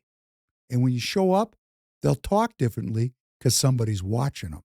We, the people, control our school boards if we have the time and will devote the energy to protect the education of our children. When we turn it over to these people, now Tafoya could say, I am going to go into the Senate and I'm going to seek to defund the university system and get control of the curriculum at the university level so we start teaching people to be Americans and not globalists. She could say that, but if she said that, she wouldn't have the backing of the National Republican Senatorial Committee. Because why are those universities there? The punchline. They're the ones developing all the military weapons, which is the bottom of the whole deal. The war machine. We're going to get there at the end. View on economics. She's running on fraud. Her whole thing is fraud, fraud, fraud in Minnesota. Senators have nothing to do with fraud in Minnesota. That's the governor. What does she know about foreign policy? What does she know about all the issues that senators deal with? Don't be bullshit by an empty blouse. Here comes winter. In winter, good tires aren't a luxury. They're a necessity for safety. At TireGet.com, getting your winter tires is quick, easy, and priced right. With TireGet.com, you order online, install right by your house, and stay safe on the road this winter season.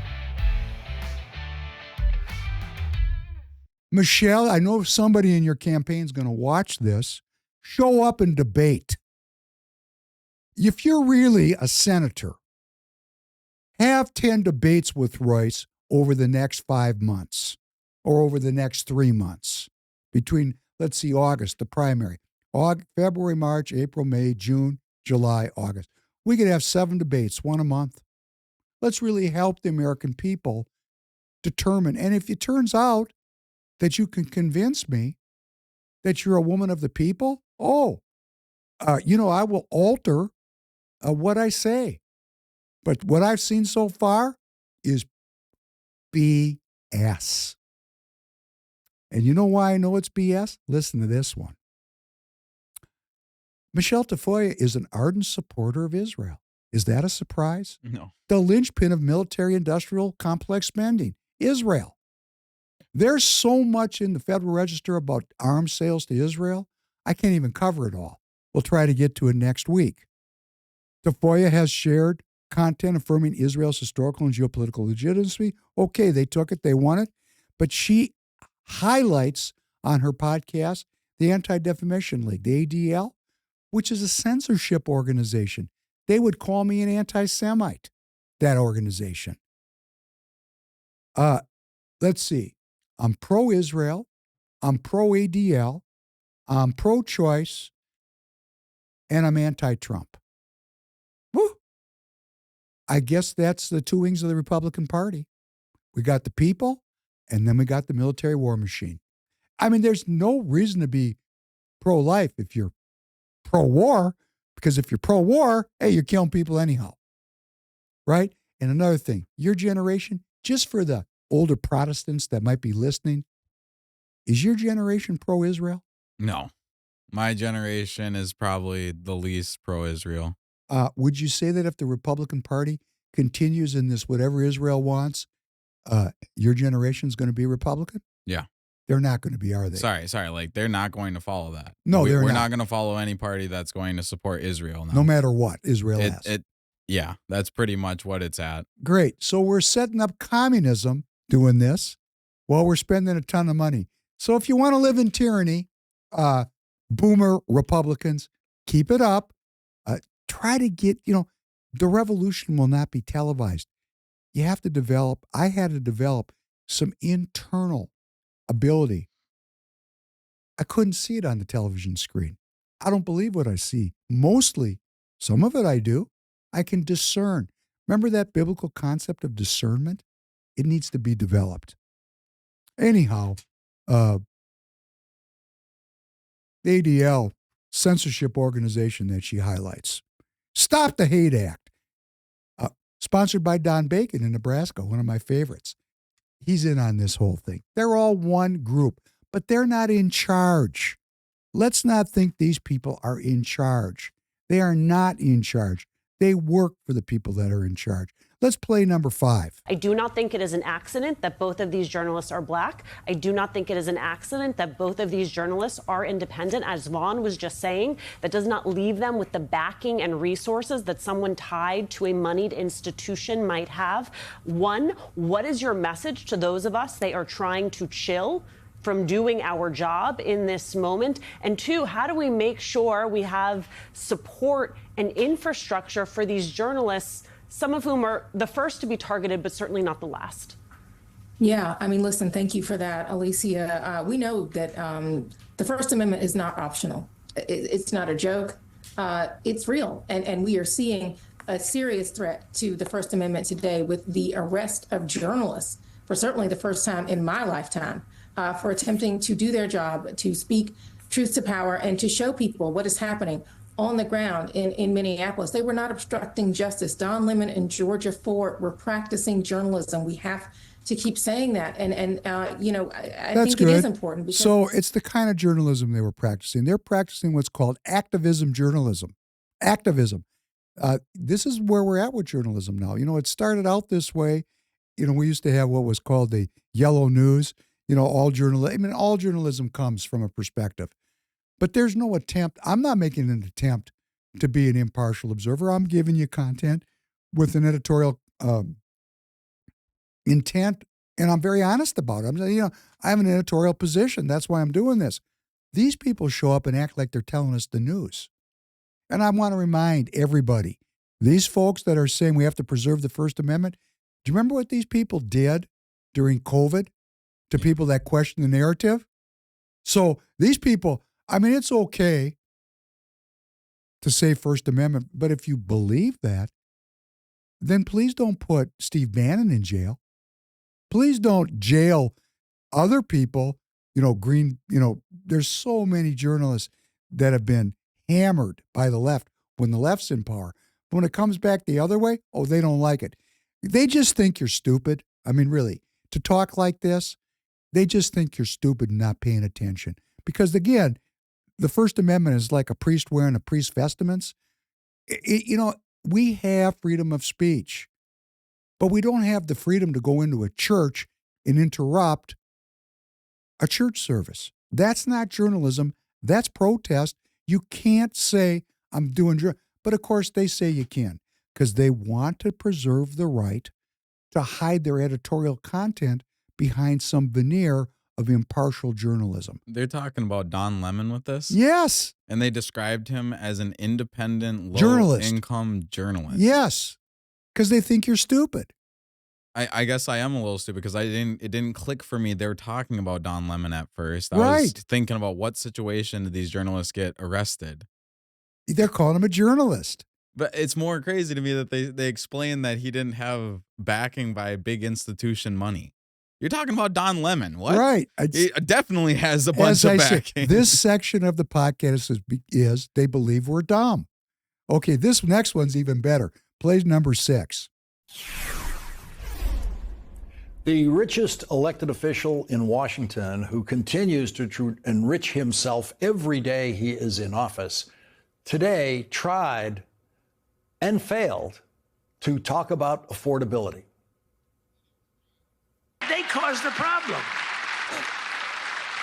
And then they came up, it's a word that they came up with, affordability. Every time you hear the word, remember, they're the ones that caused the problem. And first time you heard about it was like a few months ago. This election's all about affordability. Well, they're the ones that caused the problem. But nobody knows that. People forget. So they say, oh, affordability, let's vote for the Democrats. It's no, affordability. Joining us now is Democratic Congressman Brendan Boyle of Pennsylvania. He's the ranking member, the top Democrat on the House Budget Committee, and he's a member of the Important Ways and Means Committee. Congressman Boyle, I'm trying to figure out if Donald Trump is for or against affordability. I wish what he said had been correct, that all we had to do was say the word affordability and we would automatically win every election. A little bit more complicated than that. But I will actually concede that maybe for the first time ever, the president has actually said something that is honest. He said that it was only a few months ago that he'd ever heard the word affordability. Mm-hmm. Let's not forget, this is a billionaire who from the time he was in kindergarten was transported to school in a limousine. It's not a big surprise to me that the guy has no idea what affordability is, doesn't understand it, has never even heard the word, and he is governed accordingly so that today things are literally more unaffordable than ever, even than they were during the COVID pandemic. So he went 79 years without hearing the word affordability or any word like it. But he also claimed today in that same talk that inflation is over and he fixed it.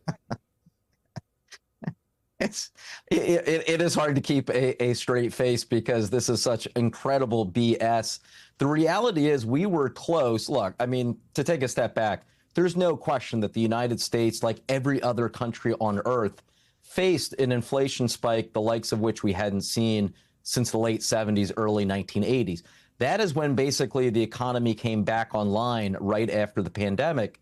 However, the U.S. actually got out of that inflation crisis quicker than any other major economy. We were back at almost 2% at exactly this time 12 months ago. What happened? Donald Trump became president January 20th last year.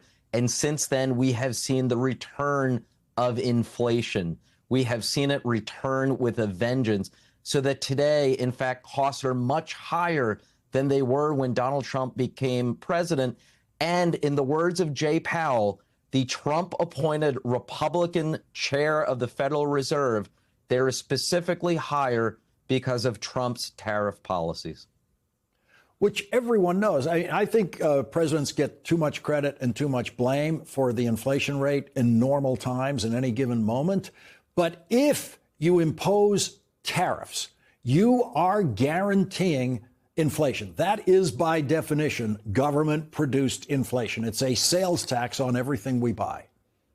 Yeah, that's exactly right. And I agree with your first point, actually. I think a lot of times presidents are the economy they inherit. They're somewhat victims of circumstance. I mean, the George W. Bush recession in 2001, 2002 was largely because of 9/11. Poor Jimmy Carter in the 1970s deals with inflation mostly because of decisions that were made during the Nixon era.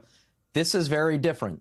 The reason why we're facing inflation today, the reason why we're facing the lowest consumer confidence that we have seen in years is specifically as a result of Trump's tariffs policies that actually make things more expensive for the American people. Congressman Brendan Boyle, thank you very much for joining us tonight. Thank you. God, they think I'm stupid. Man, does it piss me off. Okay, little history here. We've talked about this a lot. What causes inflation? Government overspending. It's Money- just spending over. Yeah, money it's money printing. printing. It's Money just printing. putting more money in the supply. So let's listen. This guy is the ranking Democrat member on the House Budget Committee. Listen to this. Now, can there be some associated inflation with a one-time reset of our supply chains so our country has revenue? Because what he's not telling, what they're not, because tariffs are ending the globalist system. He's bending the globalist system so it serves you and me. We're in a transition. There's been very minor inflation, if any at all. Yeah. I know that because I buy tires overseas, and I know what the inflation is, and it's nothing. Well, it's also, he like assumes, he's like, everybody, we have the lowest consumer confidence. For me, my consumer confidence is low because I realize that most of my supply chain is dependent on other people. I don't like that. Like, or at least it's always going to land on someone else, but outside a country. That's why I'm worried Your consumer more so. confidence is low because under the Biden administration, because of all the money printing that's been going on, and we can't just blame it on Biden. It goes all the way back to Bush. Yeah. We have a $38 trillion debt that's getting more all the time. And the tariffs are to raise revenue to reduce the amount of money printing. And we got a new Fed chair coming who's going to change this allegedly. Anyhow, something else to cover up downstream. Cover downstream. But the real issue is the money printing. Mm-hmm. So listen to this, because you have to have a debt ceiling increase to allow for more money printing. Listen to this weasel. This guy looks like a weasel. Sorry, but he actually looks like a weasel because he's such an inveterate liar. This dude, the hell was his name again? Brendan F. Boyle, Democrat, Pennsylvania 2. Introduced legislation in 2021 to abolish the debt ceiling. So there's not even a conversation about money spending, okay? Introduced the Debt Ceiling Reform Act multiple times, which would shift authority or create automatic processes to avoid a legislative fight about more money printing, more inflation. In 2025, he co-introduced bicameral legislation with Senators Merkley, Durbin, and Kaine to prevent future default threats, allowing suspension subject to congressional override. In summary, this guy, Boyle, has a 100% record of supporting debt ceiling increases, suspensions in major votes, viewing them as necessary to protect the U.S. economy and the full faith and credit of the U.S. government, while pushing for long-term structural changes to make the processes less politically weaponized. A 100% vote for inflation. And he's the one that's trying to talk to us about how affordability. Yeah. The head Democrat, and the way the Democrats want to solve affordability is printing more money and giving it out to create more government dependency. I also never hear any discussion about affordability, and maybe I'm wrong at understanding this, but shareholders or, like a business's stock, the business now has an obligation to pull profit. So every single business every year has to try to cut costs some way. Of course, things have gotten too expensive. It can only go up. Like right now, there's a company that Hasbro Games, like the board games. Yeah, they're getting sued because their shareholders didn't get as much as like projected or something. So a bunch of the shareholders are now suing them. But I'm somebody that I play a card game from them. The cards are already so expensive. It's just ridiculous for what it's charging, but they can't make it any lower because then they get sued. So it's like there's that whole system too. Another whole dynamic. When we want to talk about affordability and we're going to keep talking about inflation. Yes, that's a big part of it, but there's much bigger things that are not being talked about. As soon as American citizens become self-governing, that's the end of inflation. Yeah. The inflation is the policy. My bitch is this guy just sits and lies to me like I'm stupid. Here's another one. We're going to end with this one and get into the real enemies. Number 7. Joining me now, David Becker, Executive Director and co-founder of the nonpartisan Center for Election Innovation and Research. With me here in studio, Charles Coleman, former Brooklyn, New York prosecutor and an MS Now legal analyst. David, you wrote a book on the efforts across the country of voter suppression. How does what we saw in yesterday, to your mind, in Georgia, fit into the bigger picture? Well, I think it's much less about 2020 than it is about 2026 and 2028. We know what happened in 2020. What happened was our nation's election workers, Republicans and Democrats all across the country, and particularly in places like Georgia, somehow managed the highest turnout in American history in the middle of a global pandemic. And their work has withstood more scrutiny than any election in world history. Dozens of courts, including judges appointed by President Trump himself, have reviewed this. And in Georgia specifically, with all paper ballots, those paper ballots were counted 3 times, 3 different ways. The issue is not the recount of the paper ballots. but the allegation that the ballots are fake, that fake ballots were put into the system. And when he talks about courts reviewing stuff, all the cases except for one were dismissed because of standing. The cases were never heard by a judge. And they just continue to peddle these lies like I'm stupid. Please continue. Once entirely by hand to confirm the results. We've known what the results were in 2020 and subsequently ever since those elections occurred, thanks to the diligence of election workers. But I do think there is some concern that this is an effort to spread disinformation about the security and integrity of our elections that'll be used to cast doubt on future election outcomes that are not preferred by the president. Charles, just this week, a federal appeals court threw out a challenge to Georgia's election law. But as Atlanta's NPR station puts it, quote, the decision leaves in place the ability for state election board to take over underperforming county election boards. Where do you think all this is heading? Well, Chris, I think context matters here. And one of the things that I want people to remember is that perhaps the biggest failure with respect to our federal elections was the inability of Congress to get past the John Lewis Voting Rights Act. It passed in the House, and then in the Senate in 2021, it died because of a filibuster. If that passes, none of these conversations are happening. And the reason I say that is because the Voting Rights Act was the one tool as a civil rights attorney that I stood up and held up that would prevent all of these restrictive voting laws that we see trying to be pushed through state legislatures on the books. Now, fast forward, when you're talking about the midterm elections and everything that we're seeing across the country with the wave of very restrictive voter registration and voting laws that we're seeing, a lot of it is really about flooding the zone with confusion, where you are trying to restrict the ability and the access of certain groups to the ballot box. And ultimately, this is going to come down to the judiciary if Congress is not able to, which is very, very unlikely, do something about this before that time comes. And so it is about creating confusion, it is about limiting access, and it is about abridging people's rights to vote. So the big question, David, is what can be done to stop efforts to restrict people's rights to vote?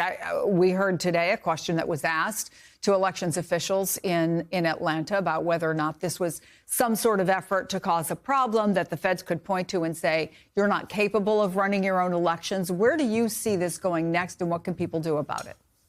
Yeah, I agree that there are efforts, particularly by the federal government right now, to interfere with our elections process and perhaps even to inspire fear amongst voters. But I'll tell you, I'm optimistic. I think that those efforts are going to fail. I think what we've seen in the last 4 federal general elections, 2018, 2020, 2022, and 24, is record turnout in all of those elections, despite unprecedented challenges, a ton of disinformation being aimed at American voters, and of course, a global pandemic where we saw the highest turnout in American history. I am confident in the American voter that they're going to push past this. And my message also is, despite efforts to restrict the vote, the reality is it is more convenient to vote in the United States, and in Georgia specifically, than it ever has been in American history. 47 states allow early in-person voting more than ever before. More people have access to voting by mail without an excuse than ever before. Both are available in Georgia. If anyone has any concerns that they might be profiled or targeted, I don't think that's going to occur, but they get to choose where and how they vote in almost every state, and that's a huge advantage that the American voter has. Well, that brings me to this question, Charles. According to the Brennan Center for Justice, at least 16 states enacted 31 different restrictive voting laws last year, and 30 of them will be in effect for the midterms. Is the answer maybe vote by mail if you possibly can? There are people, I know this because I've walked those lines on Election Day, and people said, it matters to me to be able to stand up. For a lot of people of color who say, my grandmother, my grandfather fought so I could stand here. I wanted to be here in person, but what does a person do? Well, the first thing that a person should do is to make sure that they are registered and checking the rolls way before Election Day. And one of the reasons for that is being able to cast a vote, being able to mail in a vote is only half of the battle. You want to make sure that that vote is actually counted. And I think that that's a part of the discussion that we sometimes miss. And so making sure that you have the right credentials with respect to being registered, your address matching whatever ID you may have. If you live in a state where that is a situation, it should not be, but to be prepared, those things to make sure you haven't been strict from any role, and also to make sure that if you are encountering these problems, that you are reaching out to your local county. That's enough of this. Did you hear what he said? You should not have to have an ID. Did you hear that? Yeah. This is on a legacy media network. These people seem to be very reasonable. What they're pitching is early voting by mail with no identification. It's just, I don't know what to say about it. It's just ridiculous is what I'm going to say about it. But this David Becker, coming across as a nonpartisan dude, he started this thing called the Center for Election Innovation and Research, which its official mission is to restore trust in the American election system. That's his mission. Who is this dude? Again, who are the real enemies? Who are the real enemies? Well, who funds his organization? Guess who? This is hilarious. 70 million, up to 70 million came from Chan Zuckerberg, or what Mike Lindell called Zuckerbucks, right? Mm-hmm. I mean, this is the enemy. And they're not the real enemy. They're working for the Zuckerbergs. Okay, that's who these people are. I mean, I'm just sorry, that's what it is. I mean, I'm not being a genius tracking this stuff down. Anybody could track it down. What's his history? This David Becker, who founded this group, this organization, this nonpartisan organization, which is like a cloak of what it really is. He used to work for the Pew Election Initiative. What is that? That's the Pew Charitable Trust election program. Oh, what is that? Well, this dude started something called the Electronic Registration Information Center, ERIC, which we don't have time, we're running out of time, but if you delve into it, the people on the right say that's how they flood the voter rolls with people that really can't vote. And you hear them say, no ID, shouldn't be any ID, should vote early by mail. Make sure your name's on the list. Well, here in Minnesota, if you got a driver's license, your name's on the list, whether you're a citizen or not. Now, our Secretary of State says that doesn't happen. Then why doesn't he give the voter rolls to the federal government for review? Mm-hmm. Like 23 other states. So, this is all something that I don't know the answer to, but I wish we could get it on the table and really adjudicate it so we could all recover our confidence in our election systems. Criticisms of ERIC, which this guy created, funded by Pew. The criticisms come primarily from conservative activists like Mike Lindell, Republican-led states, and figures like former President Donald Trump, who's now the president. These have intensified since early 2022. Many states have left the ERIC program, and they believe that ERIC is used to flood the voter rolls with people that shouldn't be voting. Okay, great. Now, let's end with this. Pew Charitable Trust. What is the Pew Charitable? Because now we're starting to talk about the real enemies. Started by the dude that created Sunoco Oil, funded a trust. It has $7.2 billion of assets. Gives out $380 million a year in grants to organizations like the one run by David Becker. $380 billion. What can we do with $1 million here? Nobody's given us that money. No. So the money is in trusts, the Pew Trust, MacArthur Foundation, Rockefeller Trust, Ford Foundation, Chan and Mark Zuckerberg Foundation, Bill Gates Foundation, Bill and Melinda Gates Foundation. I mean, all these moneyed interests, some going back into a couple hundred years ago, and we're not even getting to the ill-gotten gains in the British colonial empire, what's going on in Europe. All these trusts, money invested in the stock, keeping the stock market up. Well, that's great. Giving billions and billions and billions of dollars to what? To organizations they have aligned interests with. And you have to say to yourself, why would these rich trusts have any aligned interests with communists? Isn't that strange? Why would that be? Well, the people that started the trusts are long dead in most cases. Their heirs, 2 and 3 generations downstream, are now sitting on the boards of these trusts with ex-officials of the Obama administration, the Biden administration, the Clinton administration, universities. This is all a cabal of trusts, of dark money that we don't know about. That's funding NGOs that we don't know about, and university professors and chairs that we don't know about. We're fighting a hegemonic control of the financial system.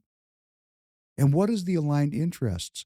Well, when you go downstream 2 or 3 generations, because the guy that founded the Pew Charitable Trust, he was a religious Christian that funded Republican programs. But his granddaughter, she was educated at some great Ivy League school, and she's a leftist because she's never worked a day in her life. She's got toxic empathy, and she funds on her board Clinton people, Obama people, people that come from the universities. They fund a wide range of leftist initiatives. All these, and what is the aligned interest? A, if you are super wealthy, nothing works better than communism because everybody's poor and dependent on government. Let's just make this clear. This whole scam about this big money, a lot of it ill-gotten gains through the colonial period where people were raped and robbed as a business model. And now in the modern neo-colonial period, which we call the post-World War II rules-based order, which is continuing colonialism but disguised as democracy. Isn't that great? It's called rebranding. All this money, this giant sea of money that's invested in trusts, that's kicking off billions of dollars of interest income every year, and these charitable foundations are putting this money into the No Kings protest, the protests in Minneapolis, and every other leftist thing you can think of. Why? What is their aligned interest with communists? They don't want to deal with you. A free person takes a lot of work to manage. Slaves? Easy. Get them hooked on porn, hooked on their phones, hooked on crap food, hooked on health care, hooked on the belief they're free when they're not, monetize them from birth to death, and life is good if you're one of the few people in the club. And these people like Tafoya and Tim Scott and Mitch McConnell, the people that think they're our leaders, they're not our leaders. They're hired guns because the money that elects them comes from these people. And then you get somebody like a Royce White or a Phil Parrish or Mike Lindell right here in Minnesota, somebody who is not part of that machine. And what? They're vilified.